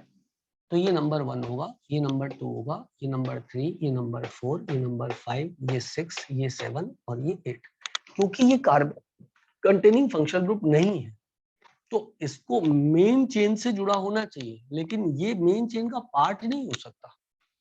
तो उस चेन से अपन जब ना उस चेन को सेलेक्ट करें तो अपन ऐसी चेन को सेलेक्ट करें जो सबसे लंबी हो और उस चेन पे ये डायरेक्टली जुड़ा हुआ। चमका कि नहीं चमका। जैसे कि मान लो बेटा मेरे पास ऐसी कंडीशन होती है, ये SO3H होता और यहाँ पर ये SO3H होता, तो फिर मैं इसको नंबर 1, इसको नंबर 2 देता। इसको नंबर 1 क्यों दिया, क्योंकि इसको नंबर 2 दिया है तो ये सब्स्टिट्यूएंट हो जाएगा। मैं इस तरफ नहीं जाऊंगा, भले ये और भी लंबी चेन क्यों ना हो। मेरी प्रायोरिटी है मैं उस चेन को सेलेक्ट करूंगा जिस पे प्राइमरी फंक्शनल ग्रुप डायरेक्टली जुड़ा हुआ हो। अब ये वाला तो छूट ही जाता बच्चों, तो ये 3, ये 4, ओ सॉरी ये 3, ये 4 और ये 5। अब ये 1 2 3 4 5 6 7 ये हेप्टाइल जो है यहाँ पे सब्स्टिट्यूएंट हो जाता, ये हेप्टाइल जो है यहाँ पे सब्स्टिट्यूएंट हो जाता, 2 हेप्टाइल हो जाता है ये, ठीक है, 2 हेप्टाइल हो जाता है ये। और ये ऑब्वियसली हो जाता पेंट एन 1,5 डाइसल्फोनिक एसिड। तो ये जब फंक्शनल ग्रुप होता है तो इसके लिए वर्ड सल्फोनिक एसिड आता है। सो 1 2 3 4 5, आई होप सो सब लोग नाम लिख सकते हैं इसका। सबसे पहले सब्स्टिट्यूएंट लिखे हैं जो कि फ्लोरो और साइनो है, लेकिन साइनो अल्फाबेटिकल ऑर्डर में पहले आता है तो उसे पहले लिखना पड़ेगा 5 साइनो। यदि सब्स्टिट्यूएंट एक से ज्यादा है तो अल्फाबेटिकल ऑर्डर में उनके नाम लिखे जाते हैं। तो 5 साइनो 2 फ्लोरो, 5 साइनो 2 फ्लोरो। अब ये सब्स्टिट्यूएंट खत्म हो गए, ये साइक्लो है नहीं तो उसको भूल जाओ। अब रूट वर्ड क्या आ जाएगा, हेक्स। रूट वर्ड क्या आ जाएगा, हेक्स। उसके बाद क्या होगा, Ne9 आएगा। तो यहाँ पे चूंकि ये है तो 3 इन, और अब मेन फंक्शन ग्रुप 3 इन 1 सल्फोनिक एसिड, क्योंकि सल्फोनिक एसिड की पोजीशन 1 के अलावा भी हो सकती है, इसलिए 1 लिखना जरूरी है। यहाँ पर क्या हो जाएगा, यहाँ पर ये क्लोरो और ये हाइड्रोक्सी है। OH यदि सब्स्टिट्यूएंट है, क्योंकि प्राइमरी फंक्शनल ग्रुप ये है तो ये सब्स्टिट्यूएंट होगा। तो जब OH सब्स्टिट्यूएंट होता है तो इसके लिए वर्ड हाइड्रोक्सी लगता है। आगे चल के अल्कोहल में बता दूंगा, यदि ये प्राइमरी प्रीफिक्स होता तो ऑल होता, लेकिन चूंकि ये सब्स्टिट्यूएंट है तो ये हाइड्रोक्सी होगा। तो it is 5 chloro 6 hydroxy, 5 chloro 6 hydroxy. उसके बाद में ऑक्ट एन 3 सल्फोनिक एसिड लग जाएगा। यहाँ पर हेप्टाइल हो जाएगा 1,5 डाइसल्फोनिक एसिड हो जाएगा। आई होप सो मैं आपको ये कंसेप्ट क्लियर कर पाया हूँ सल्फोनिक एसिड वाला। एक और बात यहाँ पे मैं आपको तुरंत प्रभाव से बता देता हूँ, यदि मान लो बेटा यहाँ पर COH होता और यहाँ पर SO3H होता, तो ऑब्वियसली ये प्राइमरी फंक्शनल ग्रुप था क्योंकि ये चेन में पहले आता है, तो ये 1 होता, ये 2 होता, ये 3, ये 4 और ये 5 होता, क्योंकि ये सब्स्टिट्यूएंट है। फिर प्राइमरी फंक्शन ग्रुप मौजूद है तो दूसरा फंक्शन ग्रुप सब्स्टिट्यूएंट कहलाएगा। तो ये हो जाता 3। अब ये सल्फोनिक नहीं कहलाएगा क्योंकि ये सब्स्टिट्यूएंट है, तो इसको सल्फो बोलते हैं। जैसे कि COOH जब सब्स्टिट्यूएंट था तो कार्बोक्सी बोलते थे, इसी प्रकार SO3H जब सब्स्टिट्यूएंट होता है तो सल्फो बोलते हैं, लेकिन मेन फंक्शनल ग्रुप होता है SO3H तो उसके लिए शब्द सल्फोनिक एसिड यूज होता है। आई होप सो आप याद रख पाएंगे।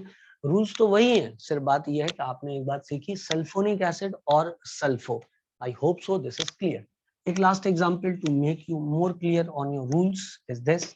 मान लो बेटा यहाँ पर मैं COH ले लेता और यहाँ पर मैं लेता कहीं पर SO3H और यहाँ पर लेकर के डबल बॉन्ड बना देता, तो कौन सी चेन सेलेक्ट होती, 1 2 3 4। अब बेटा ये सब्स्टिट्यूएंट है क्योंकि प्राइमरी फंक्शन ग्रुप ये है, तो second priority goes to Shraddha. So this is 5, this is 6। और ये तो क्या हो गया, ये तो एक सब्स्टिट्यूएंट हो गया जो कि प्रोपाइल है, और प्रोपाइल के ऊपर सब्स्टिट्यूटेड सल्फो, तो इसका नाम हो जाएगा 1 2 3 1 2 3। सो दिस विल बी 2 सल्फोप्रोपाइल। समझा बात को बेटा, 2 सल्फोप्रोपाइल ये सब्स्टिट्यूएंट हो गया, तो ये हो जाता 4 2 सल्फोप्रोपाइल, 4 और ब्रैकेट के अंदर लिख देता 2 सल्फोप्रोपाइल, 2 सल्फोप्रोपाइल। उसके बाद कोई दिक्कत नहीं है। अब आप साइक्लिक तो है नहीं, रूट वर्ड लिखते हैं हेक्स 5 इन ओइक एसिड, 5 इन ओइक एसिड। आई होप सो बात क्लियर हो गई होगी। अब मैं आपके दिमाग पे नेक्स्ट चीज क्लियर करता हूँ, दैट इज एनहाइड्राइड का नोमेनक्लेचर कैसे करते हैं। तो दो चीजें हो गई बेटा आपकी, है ना, एसिड हो गया और सल्फोनिक एसिड हो गया।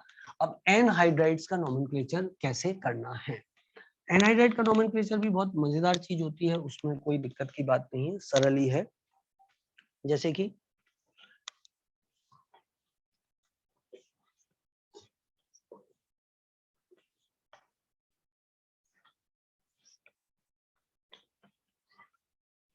जस्ट टेक 3-4 सेकेंड्स जिससे ये मिट जाए।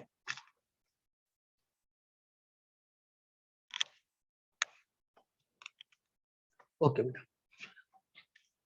Almost anhydrides. सबसे पहले समझना ये पड़ेगा कि एनहाइड्राइड बनते कैसे। तो पहले भी मैंने आपको बताया था, जब दो एसिड आपस में मिलते हैं तो दो एसिड आपस में मिलके वाटर निकाल देते हैं और एनहाइड्राइड बन जाता है। जैसे कि मान लो मेरे पास एसिड था, एसिटिक एसिड और फॉर्मिक एसिड, ये दो एसिड आपस में कंबाइन हुए और यहाँ से मान लो H2O बाहर निकल गया, तो जो एनहाइड्राइड बनता है उसे मैं बोलूंगा एसिटिक फॉर्मिक एनहाइड्राइड, जो मैंने आपको कॉमन नोमेनक्लेचर में बताया था। इधर भी नोमेनक्लेचर वैसे ही है, सिर्फ अंतर इतना है कि यहाँ पर C double bond O O C double bond O H, ये ग्रुप जो है C double bond O O C double bond O, ये एनहाइड्राइड वाला ग्रुप है।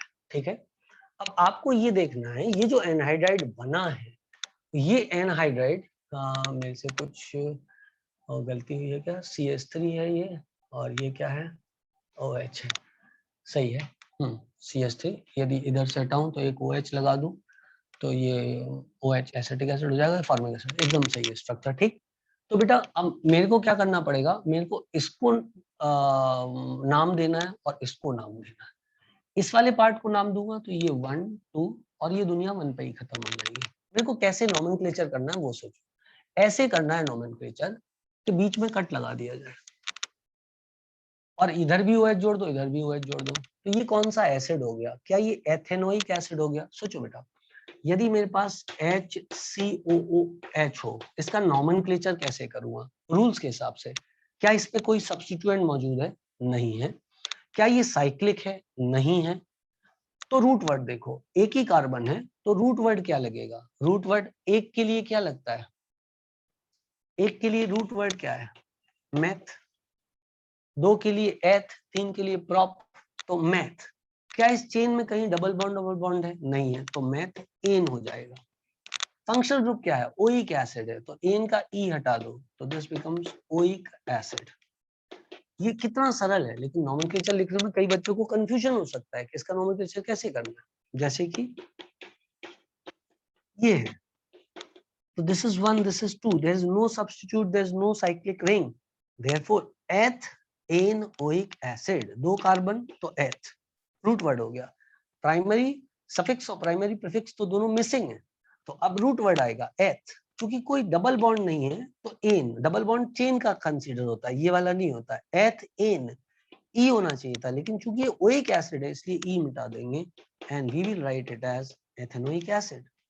अब यदि देखा जाए तो ये एनहाइड्राइड एथेनोइक और मेथेनोइक एसिड से मिलके बना हुआ है, तो इसका नाम हो जाएगा ethanoic, methanoic, methanoic, methanoic anhydride. आपको उन दोनों एसिड के नाम दर्ज करा देने हैं जिनसे वो एनहाइड्राइड बना है। यदि आप लोग ईमानदारी से पढ़ाई कर रहे हैं तो आपने यदि मेरा ट्रिवियल नोमेनक्लेचर देखा होगा तो उसके अंदर भी मैंने ऐसे ही रूल आपको बताया था। वहां पे फॉर्मिक एसिटिक एनहाइड्राइड बता दिया था और यही तरकीब थी वहां भी। और यहाँ पर मान लो मैंने लिख दिया CHCl CH3, क्लियर है।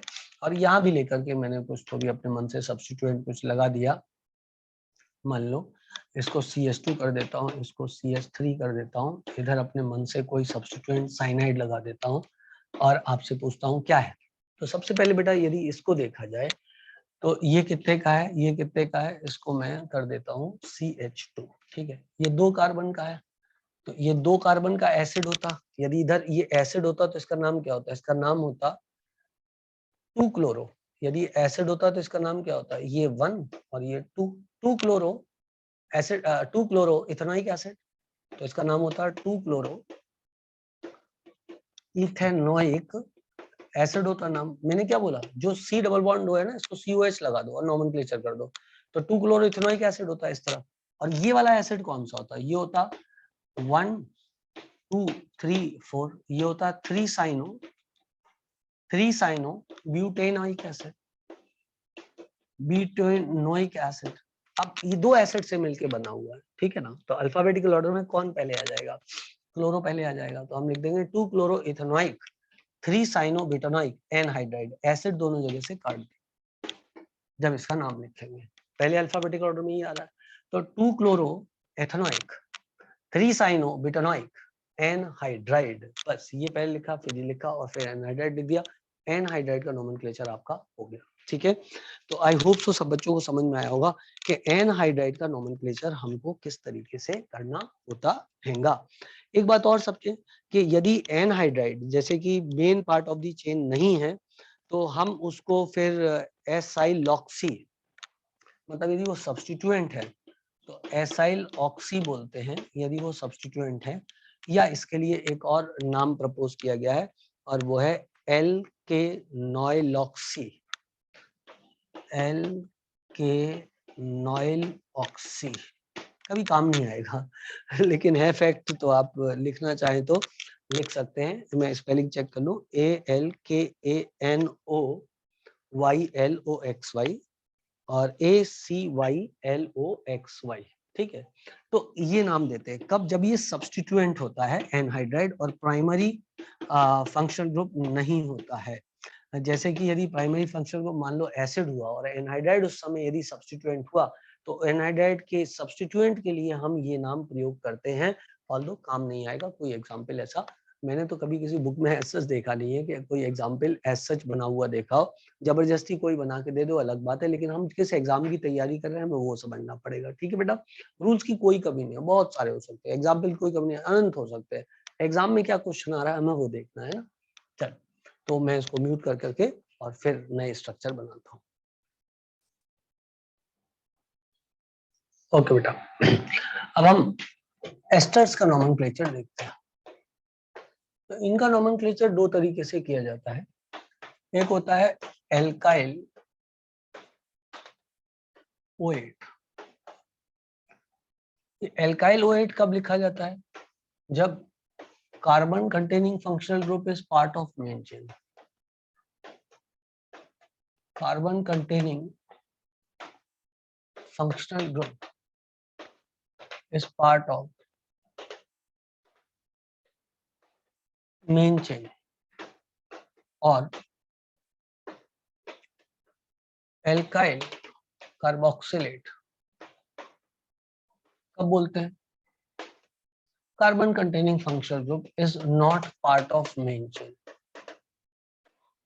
कब नहीं होता है मेन चेन का पार्ट, जबकि वो डायरेक्टली जुड़ा हुआ हो साइक्लिक रिंग से, या फिर दो से ज्यादा बार फंक्शनल ग्रुप रिपीट हुआ हो और डायरेक्टली चेन से डायरेक्टली दो से ज्यादा बार फंक्शनल ग्रुप जुड़ा हुआ हो। मैं आपको बता दूंगा, वैसे बता चुका हूं पहले एसिड वाले में 2 बार, जैसे कि एक इस केस में कार्बोक्सिलेट लिखा जाएगा। ठीक है बेटा, इस केस में कार्बोक्सिलेट लिखा जाएगा क्योंकि साइक्लिक रिंग से डायरेक्टली जुड़ा हुआ है। और कौन सा केस हो सकता है, CH2 CH CH2। ठीक है, अब इससे मैंने C double bond O O CH3 जोड़ दिया, C double bond O O CH3 जोड़ दिया और C double bond O O CH3 जोड़ दिया। ठीक है बेटा, तो इस केस में भी एक से ज्यादा फंक्शनल ग्रुप जुड़ा हुआ है डायरेक्टली चेन से, तो ये तीनों ही फिर नंबरिंग में नहीं आएंगे, ये 1 2 3 हो जाएगा। ठीक है ना, और इधर भी ये वाला नंबरिंग में नहीं आएगा, ये 1 2 3 4 5 हो जाएगा। तो इन केस में कार्बोक्सिलेट नाम आएगा। एल्काइल पहले लिखना है, मतलब पूरी चेन जैसे नोमेनक्लेचर करते तो पहले लिख लेना एल्काइल की जगह, चाहे इसमें सब्स्टिट्यूएंट आ रहा हो जो भी आ रहा हो, सारी चीजें, मतलब जो एल्काइल, इस पूरे ग्रुप को अपन एल्काइल ग्रुप कंसीडर करेंगे, इस पूरे ग्रुप को अपन एल्काइल ग्रुप कंसीडर करेंगे, तो ये क्या हो जाएगा, प्रोपाइल हो जाएगा, और क्या है ना 1 2 3 प्रोपाइल हो जाएगा। ठीक है, 1 2 3 प्रोपाइल हो जाएगा। और फिर 1 2 3 प्रोपेन इनफेक्ट है ना, सॉरी सॉरी सॉरी सॉरी, ये वाले में नहीं, ये वाले में नहीं, ये वाले में, sorry sorry, I take my words back, है ना। एल्काइल ग्रुप का मतलब क्या है, सॉरी फॉर दैट, मैं वापस से बोल रहा हूँ, sorry for that. Alkyl group का मतलब ये वाला ग्रुप जो कि फंक्शनल ग्रुप से जुड़ा हुआ है। तो ये क्या है बेटा, ये मिथाइल है, तो पहले इसका नाम लिखेंगे मिथाइल, फिर उसके बाद सब कुछ कार्यक्रम चालू करेंगे, है ना। जो एल्काइल ग्रुप कौन सा होता है, ये वो होता है जो कि फंक्शनल ग्रुप से जुड़ा हुआ है, एल्काइल ग्रुप है CH3। तो पहले आपको लिखना है मिथाइल, पहले लिखना है मिथाइल, फिर इसके बारे में लिखना है। अब इसके बारे में लिखोगे, यहाँ कोई सब्स्टिट्यूएंट तो है नहीं, यदि यहाँ सब्स्टिट्यूएंट होता, मान लो Cl है, तो फिर उसके बारे में लिखते हैं मिथाइल 4 क्लोरो। ये भी सब्स्टिट्यूएंट है, ये भी सब्स्टिट्यूएंट है। आप बोलोगे सर अल्फाबेटिकल ऑर्डर आपने फॉलो नहीं किया। बेटा एस्टर की नोमेनक्लेचर में यही होता है कि जो फंक्शनल ग्रुप पे डायरेक्टली अल्काइल ग्रुप लिखा होता है ना, उसको नंबर 1 पोजीशन पे मार्किंग करते हैं। तो वो अल्फाबेटिकल ऑर्डर नहीं, इसको नंबर 1 लिखो, बाकी सब में अल्फाबेटिकल ऑर्डर फॉलो करो। जैसे कि ये 4 है ना, और मैं मान लो यहाँ पर 2 पोजीशन पे ब्रोमीन लगा दूं, तो आप फिर क्या करते हैं, फिर आप लिखते हैं 2, या फिर यहाँ पर सॉरी क्लोरीन लगा देता हूँ, यहाँ पर ब्रोमीन लगा देता हूँ, है ना। तो फिर आप क्या करते हैं, आप लिखते हैं यहाँ पर 4 ब्रोमो, अल्फाबेटिकल ऑर्डर आ गया। पहले ब्रोमो को लिखना है, फिर आता है 2 क्लोरो, साइक्लोपेंटाइल, साइक्लोपेंटाइल। क्यों साइक्लोपेंटाइल, ये सब सब्स्टिट्यूएंट थे जो लिखे। लेकिन एस्टर के नोमेनक्लेचर में जो फंक्शनल ग्रुप पे CH3 लिखा हुआ है, एल्काइल ग्रुप लिखा है, उसको नंबर 1 पे लिखना है। तो वहां मिथाइल था, इसको नंबर 1 पे लिखा। फिर क्लोरो ब्रोमो करना था, तो क्लोरो ब्रोमो दोनों सब्स्टिट्यूट थे, लेकिन हमको अल्फाबेटिकल ऑर्डर फॉलो करना था सब्स्टिट्यूट के नोमेनक्लेचर में। तो 4 ब्रोमो लिखा, 2 क्लोरो लिखा।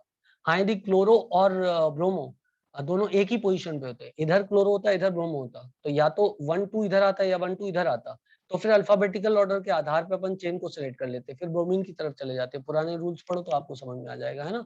तो देखो मिथाइल 4 ब्रोमो 2 क्लोरो साइक्लोपेंटाइल। और अब ये चूंकि मेन चेन का पार्ट नहीं था, तो हम लिख देंगे कार्बोक्सिलेट, कार्बोक्सिलेट। क्या बात समझ में आ रही है सबको बेटा। और यहाँ पर देखा जाए तो यहाँ पे सब्स्टिट्यूएंट क्या है, यहाँ पे मिथाइल है, तो आपने यहाँ पर मिथाइल लिख दिया पहले सब्स्टिट्यूएंट, उसके बाद प्रोपेन लिख देना, और उसके बाद लिख देना 1 2 3 try carboxylate. Methyl propane, methyl propane 1 2 3 try carboxylate. Correct बेटा। अब इसका ये तो कब हो गया, जब कार्बन मेन फंक्शनल ग्रुप है लेकिन कार्बन लेकिन चेन का पार्ट नहीं है, तब एक्सेप्शनल केस हो गया। लेकिन जब एक्सेप्शन नहीं होता है तब नोमेनक्लेचर कैसे करते हैं। देखो ये एस्टर ग्रुप है, इस पे कुछ भी जोड़ दो। अब मैं C2H5 जोड़ देता हूँ, 1 2 3 4 5 6, है ना। इधर मैंने साइनाइड जोड़ दिया, इधर मैंने CHO जोड़ दिया, इधर मैंने OH जोड़ दिया, ठीक है ना। तो ये नंबर 1, ये नंबर 2, ये 3, ये 4, ये 5, ये 6, ये 7, ये मेन फंक्शनल ग्रुप है, बाकी सब सब्स्टिट्यूएंट है। अब 3 पे लिखा है बेटा साइनो, 2 पे लिखा है हाइड्रोक्सी, CHO ऑक्सो हो जाएगा, या फॉर्माइल भी बोल सकते हैं हम, है ना। तो फॉर्माइल लिख देंगे, फॉर्माइल। अब अल्फाबेटिकल ऑर्डर ले लो, साइनो पहले आएगा ABCDEFG, फिर फॉर्मल आएगा, फिर हाइड्रोक्सी आएगा। तो आप लिखोगे 3 साइनो 2 हाइड्रोक्सी 4 फॉर्माइल। सब्स्टिट्यूएंट खत्म हो गए। ओ सॉरी, एक सब्स्टिट्यूएंट तो लिखा ही नहीं, ये वाला सबसे पहले ये वाला सब्स्टिट्यूएंट आएगा। तो आप लिखोगे इथाइल, इथाइल। उसके बाद इनमें alphabetical order, that is 3 cyano 2 hydroxy 4 formyl, hept. Substituent खत्म यहां तक। अब हेप्ट साइक्लिक है नहीं, तो एन, और ये क्या है O8, एन O8। जब ये carbon containing functional part of main chain तो O8 लिखते हैं। तो NE9 का E हटा देंगे क्योंकि वो क्या है O8, ये वोवल है। और चूंकि ये कार्बन कंटेनिंग फंक्शनल ग्रुप है और मेन चेन का पार्ट भी है, तो नंबर 1 ही होगा, तो इसको 1O8 ना लिख के O8 लिखेंगे। इस तरीके से एस्टर का नोमेनक्लेचर किया जा सकता है। देखो बेटा, एस्टर के नोमेनक्लेचर में पहले आपको ये देखना है क्या एस्टर मेन चेन का पार्ट है या नहीं है ना। तीसरी, जब मेन चेन का वो पार्ट नहीं है तो नोमेनक्लेचर इस तरीके से करना है। कब नहीं होगा मेन चेन का पार्ट, जब डायरेक्टली रिंग से जुड़ा हुआ हो, या एक ही चेन में 2 से ज्यादा एस्टर ग्रुप जुड़े हुए हो डायरेक्टली चेन से, तब नहीं लेंगे। पर जब वो चेन का पार्ट होता है तो वो नंबर 1 ही होता है, और तब O8 लगाते हैं, वहां पर कार्बोक्सिलेट लगाते हैं। आई होप सो मैं अपनी बातें आप लोगों को क्लियर कर पाया हूँ, और किसी को इसमें कोई दिक्कत कोई परेशानी नहीं होगी। ठीक है बेटा। एक बात और मैं आपको बता दूं, इसको एल्कोक्सी कार्बोनिल अपन बोलते हैं जब ये सब्स्टिट्यूएंट में होता है, जैसे कि मान लो कभी ऐसा होता कि इधर COH ग्रुप लगा होता बेटा और एस्टर यहाँ पर कहीं पर सब्स्टिट्यूएंट में होता, एस्टर यहाँ पर कहीं पर सब्स्टिट्यूएंट में होता, तो मैं इसको 1, इसको 2, इसको 3, इसको 4, इसको 5 और इसको 6 बोलता और उस समय नोमेनक्लेचर देते हुए मैं इसका नाम एल्कोक्सी कार्बोनिल, अब एल्कोक्सी कार्बोनिल ये क्या हो जाता है इथॉक्सी कार्बोनिल, क्योंकि 2 कार्बन है ना, तो इथॉक्सी कार्बोनिल ये कहला देता है ना। अपन जनरल नाम क्या है alkoxy, alkoxy carbonyl, alkoxy carbonyl. तो अब तक यदि आप समझे हो तो हम जिस भी फंक्शनल ग्रुप कंटेनिंग कंपाउंड का नोमेनक्लेचर पढ़ रहे हैं उसको 3 हेडिंग्स में पढ़ रहे हैं। पहली हेडिंग क्या होती है, वो कार्बन कंटेनिंग फंक्शनल ग्रुप है और part of the main chain है, तो नाम अपन जैसे ओइक एसिड लगा दिया था, जैसे O8 लगा दिया, ऐसा लगाते हैं। दूसरा, वो कार्बन कंटेनिंग फंक्शनल ग्रुप है, मेन फंक्शनल ग्रुप है, लेकिन मेन चेन का पार्ट नहीं है। 2 जगह ऐसा होता है, या तो साइकिल से डायरेक्टली जुड़ा हुआ या फिर चेन से डायरेक्टली 2 से ज्यादा फंक्शनल ग्रुप जुड़े हुए। तीसरा पार्ट क्या होता है, तीसरा पार्ट ये होता है जब वो मेन फंक्शनल ग्रुप नहीं होता है, वो सब्स्टिट्यूएंट होता है, तो उसका नाम क्या होता है। जैसे COH जब सब्स्टिट्यूएंट था तो नाम कार्बोक्सी था, SO3H जब सब्स्टिट्यूएंट था तो नाम उसका सल्फो था। इसी प्रकार जब एस्टर सब्स्टिट्यूएंट है तो उसका नाम एल्कोक्सी एल्कोक्सी कार्बोनिल है। तो ये 3 हेडिंग में हमको इसको पढ़ना होता है। आई होप तो सभी बच्चों को ये बात क्लियर हो गई होगी। तो इस तरीके से एस्टर का नोमेनक्लेचर ये खत्म हो गया। आई होप सो यदि यहाँ तक आपने मेरे को फॉलो कर लिया तो अब आगे कुछ नहीं बचा नोमेनक्लेचर में, बहुत ही ज्यादा सरल है, यही रूल बार बार रिपीट होते रहेंगे। ओके बेटा, अब अपन बढ़ते हैं एसिड हैलाइड के बारे में। एसिड हैलाइड कौन से होते हैं, जिनमें फंक्शनल ग्रुप कुछ ऐसा दिखता है। ठीक है, अगेन वही 3 कंडीशन होने वाली जो पहले थी, जैसे कि मेरे पास COCl है, CH2 है, CH2 है, CH3 है, यहाँ पर मैंने एक सब्स्टिट्यूएंट लगा दिया Cl और यहाँ पर मैंने C डबल बॉन्ड O लगा दिया, कोई दिक्कत नहीं है ना। तो दिस इज नंबर 1, क्योंकि यही है प्राइमरी फंक्शनल ग्रुप, ऑर्डर में ये पहले आता है, शुरू में ऑर्डर लिख दिया था मैंने। ये नंबर 2, ये नंबर 3 और ये नंबर 4। तो ये हो जाएगा 2 ऑक्सो और 3 क्लोरो। अब 3 क्लोरो पहले आ जाएगा बेटा, तो 3 क्लोरो 2 ऑक्सो, सब्स्टिट्यूएंट खत्म हो गया, सब्स्टिट्यूएंट खत्म हो गया। ये क्या था 3 क्लोरो और 2 ऑक्सो, सब्स्टिट्यूएंट खत्म हो गया। अभी साइक्लिक है नहीं तो साइक्लो लिखना नहीं है, मेन चेन में 4 है तो ब्यूट, कोई डबल बॉन्ड नहीं है तो एन। ऑयल हैलाइड, इसके लिए जो वर्ड यूज होता है वो होता है ऑयल हैलाइड। याद करो कॉमन नोमेनक्लेचर में आइल हैलाइड होता था, यहाँ ओ लग जाता है, ऑयल हैलाइड। इसी प्रकार एस्टर में भी कॉमन नोमेनक्लेचर में जो वर्ड यूज होता था एस्टर्स में, दैट वाज 8 और यहाँ पर O8, O एक्स्ट्रा लगा हुआ है ना, तो ऑयल हैलाइड। कब, जब ये part of the function carbon containing functional group है, ठीक है ना। इसको ब्रैकेट में कर देता हूँ, ब्रैकेट का मतलब ये carbon containing functional group main chain का पार्ट है, और जब ब्रैकेट में नहीं कर रहा हूँ तो इसका मतलब मेन चेन का पार्ट नहीं है, ये मेन चेन का पार्ट नहीं है। तो उस समय इसके लिए नाम जो अपन लिखते बोलते हैं कार्बोनिल हैलाइड। इस समय क्या बोलते हैं, इस समय बोलते हैं कार्बोनिल हैलाइड, जब ये मेन चेन का पार्ट नहीं हो। आपको पता है 2-3 बार मैं आपको बता चुका हूँ मेन चेन का पार्ट कब नहीं होता है। और यदि ये सब्स्टिट्यूएंट है, यदि ये सब्स्टिट्यूएंट है तो इसके लिए सब्स्टिट्यूएंट है तो इसके लिए वर्ड हेलो फॉर्माइल यूज होता है। हेलो इसलिए कि हेलोजन और ये फॉर्माइल ग्रुप हो गया, तो हेलो फॉर्माइल ग्रुप कहलाएगा ये। ठीक है बेटा, हेलो फॉर्माइल या कुछ लोग हेलो कार्बोनाइल भी लिख देते हैं, तो या तो हेलो फॉर्माइल या तो हेलो कार्बोनाइल ग्रुप लिखेंगे। ठीक है बेटा, ये नाम मैंने इस तरीके से लिख दिया। इधर भी आप नाम समझ ही गए होंगे कैसे होगा। मान लो मैंने इधर ये ले लिया, 6 की चेन ले ली इस बार मैंने, है ना, और इधर लेकर के COCl लिख दिया। करेक्ट है बेटा, इधर मैंने ब्रोमीन लगा दिया। सो दिस इज 1 2 3 4 5 6। तो 3 bromo cyclo 3 bromo cyclohexyl, 3 bromo cyclohexyl, cyclohexane क्योंकि सब्स्टिट्यूएंट नहीं है, मेन चेन है, साइक्लोहेक्सेन, साइक्लोहेक्सेन। अब ये मेन चेन का पार्ट नहीं है बेटा, तो इसके लिए कार्बोनिल हैलाइड, तो ये हो जाएगा carbonyl chloride, carbonyl chloride, carbonyl chloride. क्योंकि मेन फंक्शनल ग्रुप है, बस पार्ट ऑफ चेन नहीं है, लेकिन पोजीशन तो नंबर 1 ही आएगी, इससे डायरेक्टली आप कार्बोनिल क्लोराइड लिख सकते हो, कोई दिक्कत नहीं है। ये इधर आ गया बेटा। यदि ये सब्स्टिट्यूएंट होता कहीं पर तो नाम उसका क्या हो जाता, यदि सब्स्टिट्यूएंट होता तो हेलोफॉर्माइल कहलाता। मान लो इधर ये COH है और यहाँ पर तुमने यूं डाल दिया, ये COCl यहाँ पर लिख दिया तुमने, समझ रहे बात बेटा, COCl तुमने यहाँ पर लिख दिया, यहाँ पर COCH3 लिख दिया, तो मेन फंक्शनल ग्रुप ये है, तो number 1, number 2, number 3, number 4, number 5, number 6, number 7 ये सब सब्स्टिट्यूएंट है।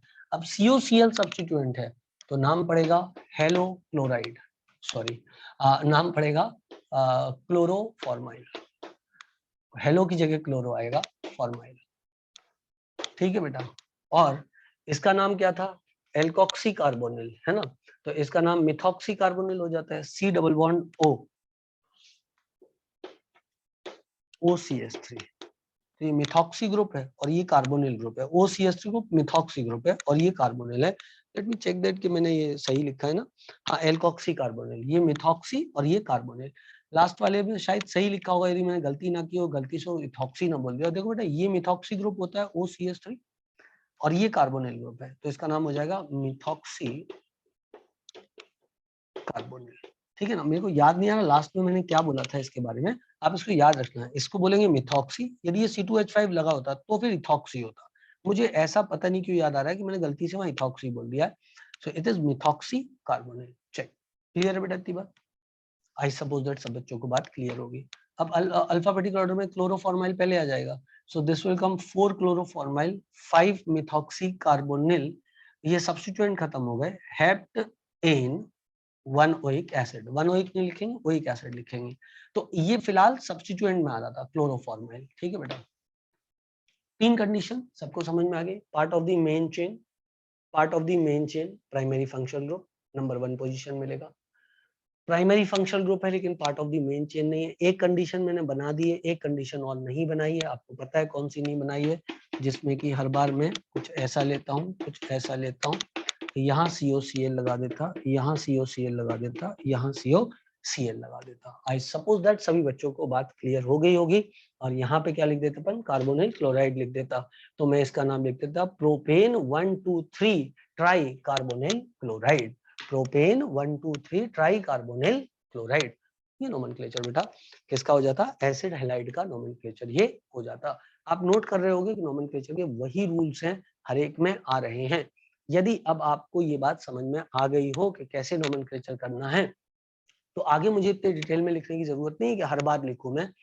अब आप ये समझ जाओ कि आगे चल के मान लो साइनाइड आने वाला है, तो साइनाइड में भी 3 कंडीशन हो जाएगी। देखो तो इधर साइनाइड लग जाएगा, समझ रहे हो बात को, तो जब ये साइनाइड इधर लग जाएगा तो नाइट्राइल हो जाएगा, क्योंकि फंक्शनल ग्रुप के लिए क्या नाम यूज होता है वो अपन को देखना पड़ेगा, है ना। जब ये साइनाइड इधर लगा हुआ होगा, मेन चेन का पार्ट नहीं होगा लेकिन प्राइमरी फंक्शनल ग्रुप होगा, तो कार्बोक्सी नाइट्राइल हो जाएगा। जब वो सब्स्टिट्यूएंट होगा तो साइनो हो जाएगा। आई सपोज दैट मैं अपनी बात आपको समझा पाया हूँ कि हर बार हमको यही करना है, सिर्फ 3 चीजें हैं जो बार बार बदल रही हैं। अब मैं आपके लिए साइनाइड बनाता हूँ और भी कुछ थोड़े से नाम देखते हैं पर। चलो बेटा, क्योंकि रूल्स में आपको कई बार बता चुका हूँ, इसलिए अब मैंने आपके लिए थोड़ा इसको शॉर्ट कर दिया है। जैसे मान लो बेटा इसके बाद नोमेनक्लेचर में आता है जो ऑर्डर में अमाइड ग्रुप आता है, वो CONH2 होता है। यदि वो मेन चेन का पार्ट है, यदि वो मेन चेन का पार्ट है तो हम फिर अमाइड लगाएंगे, 1 2 3 4 CONH2, ठीक है। तो 1 2 3 4 5 पेंटेन अमाइड, पेंटेन अमाइड लिख देंगे, सब्स्टिट्यूएंट भी लिख देंगे, कई एग्जांपल हो गए उसमें ना। लेकिन यदि वो मेन चेन का पार्ट नहीं है, जैसे कि इधर हो गया CONH2, करेक्ट है, तो साइक्लोपेंटेन कार्बोक्सामाइड लिख देंगे यहाँ पे, ठीक है बेटा।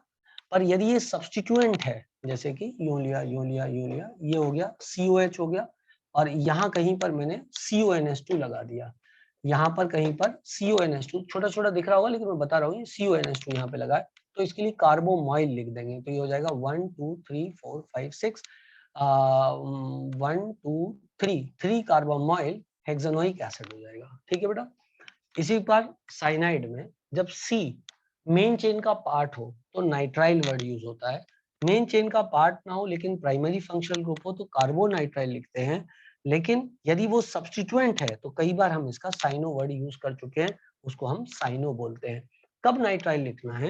जब वो मेन चेन का पार्ट है। कब वो मेन चेन का पार्ट होगा? जब वो प्राइमरी फंक्शनल ग्रुप हो और वो उन कंडीशंस में ना आता हो जैसे चेन से डायरेक्टली जुड़ा हुआ, साइक्लिक रिंग से डायरेक्टली बाहर जुड़ा है, या फिर एक और कंडीशन मैंने आपको बताई थी कि दो से ज्यादा बार फंक्शनल ग्रुप रिपीट हुआ है तो कार्बोनाइट्राइल अपन बोल देते हैं, अदरवाइज नाइट्राइल बोलेंगे।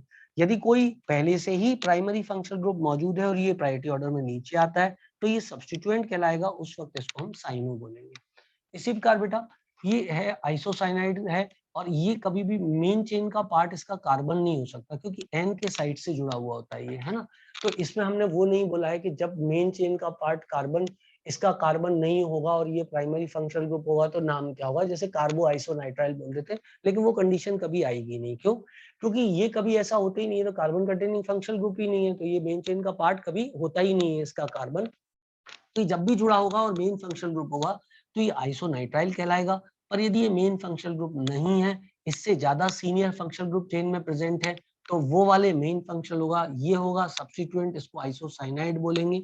इसी के बाद बेटा यदि मेन फंक्शनल ग्रुप एल्डिहाइड है जो कि हमें प्रायोरिटी ऑर्डर से मिलेगा, मतलब CHO ही प्रेजेंट है या फिर वो फंक्शनल ग्रुप प्रेजेंट है जो इसके नीचे आते हैं, तो ये मेन फंक्शनल ग्रुप होगा। इससे ऊपर वाले यदि फंक्शनल ग्रुप प्रेजेंट होंगे तो ये सब्स्टिट्यूट होगा। यदि ये मेन फंक्शनल ग्रुप है लेकिन चेन का पार्ट नहीं है तो कार्बल्डिहाइड कहलाएगा, पर यदि चेन का पार्ट है तो अल कहलाएगा। समझ रहे हो बात को? अल अल लगाएंगे अपन, जैसे पेंटेनल 5 है कार्बन, मान लो 1 2 3 4 5 और इधर CHO मार दिया तो 1 2 3 4 5 पेंटेन अल हो जाएगा, आखिरी पेंटेन अल सफिक्स अल हो जाएगा, कार्बल्डिहाइड हो जाएगा। ये फॉर्माइल या ऑक्सो अपन नाम लिख सकते हैं, कोई भी चलेगा, फॉर्माइल या ऑक्सो नाम अपन लिख सकते हैं। एक बात याद रखना कि ऑक्सो नाम जो है वो एल्डिहाइड के लिए भी है, कीटोन के लिए भी है। तो हमें कैसे पता लगेगा एल्डिहाइड है कीटोन है?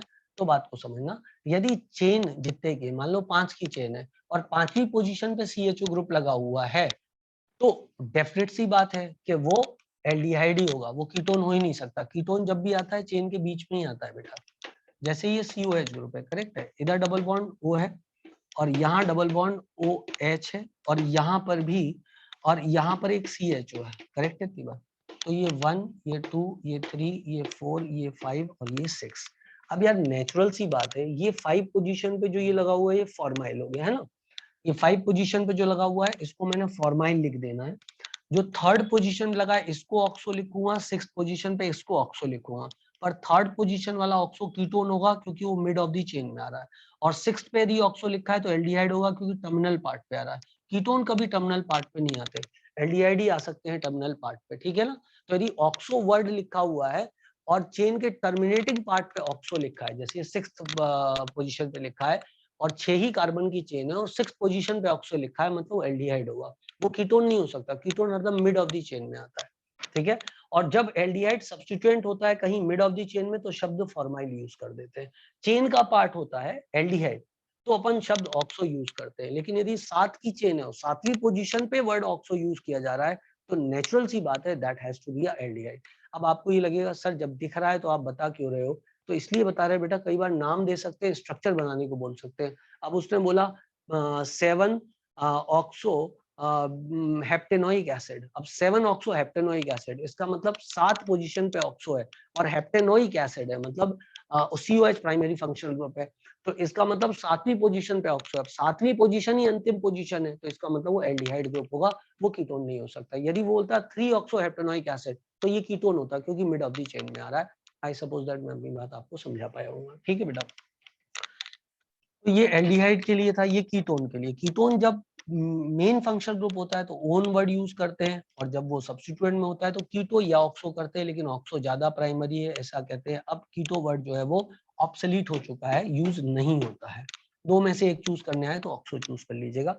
OH है तो इसके लिए अपन ऑल बोलते हैं यदि प्राइमरी फंक्शनल ग्रुप है, और हाइड्रोक्सी बोलते हैं यदि ये सब्स्टिट्यूएंट है। प्राइमरी फंक्शनल ग्रुप नहीं है, सब्स्टिट्यूएंट। पहले भी एग्जांपल में ले चुका हूँ हाइड्रोक्सी, जब ये सब्स्टिट्यूएंट होता है तो हाइड्रोक्सी बोलते हैं। प्राइमरी फंक्शनल ग्रुप है तो ऑल बोलते हैं, पेंटेन ऑल। इसी प्रकार SH प्राइमरी फंक्शनल ग्रुप है तो थायोल बोलते हैं, सब्स्टिट्यूएंट है तो मरकैप्टो बोलते हैं। अमाइन यदि जो है प्राइमरी फंक्शनल ग्रुप है तो अमाइन बोलेंगे, यदि ये सब्स्टिट्यूएंट है तो अमीनो बोलेंगे। इस तरीके से बेटा मैंने आपको रूल्स ये सारे बता दिए। अब बचा हुआ है थोड़ा प्रैक्टिस करना। इनमें से कई चीजों की प्रैक्टिस करनी है और बहुत सारे अलग अलग छोटी छोटी वेराइटीज बची हुई हैं, जैसे कि रिप्लेसमेंट नोमेनक्लेचर बचा हुआ है, जैसे कि थोड़ा सा बाईसाइक्लो, थोड़ा सा स्पाइरो। हालांकि ये नीट में तो नहीं आने हैं, लेकिन मैं बहुत कम कम आपको एक लेक्चर में ये सारी चीजें बता दूंगा। फिर लास्ट लेक्चर में एक और थोड़ी प्रैक्टिस करा देंगे सवालों की आपके साथ मिलकर के। जब आप सब लोग देख लोगे उसको तो मैं आपको बता दूंगा, आओ प्रैक्टिस करें, अपन एक क्लास लगा के इसकी बढ़िया प्रैक्टिस कर लेंगे। जो जिसको प्रैक्टिस करनी होगी और खेल खत्म हो जाएगा। ठीक है बेटा, आज के लिए विराम लेते हैं। स्वस्थ रहें, मस्त रहें, खुश रहें। Bye bye, tata, see you.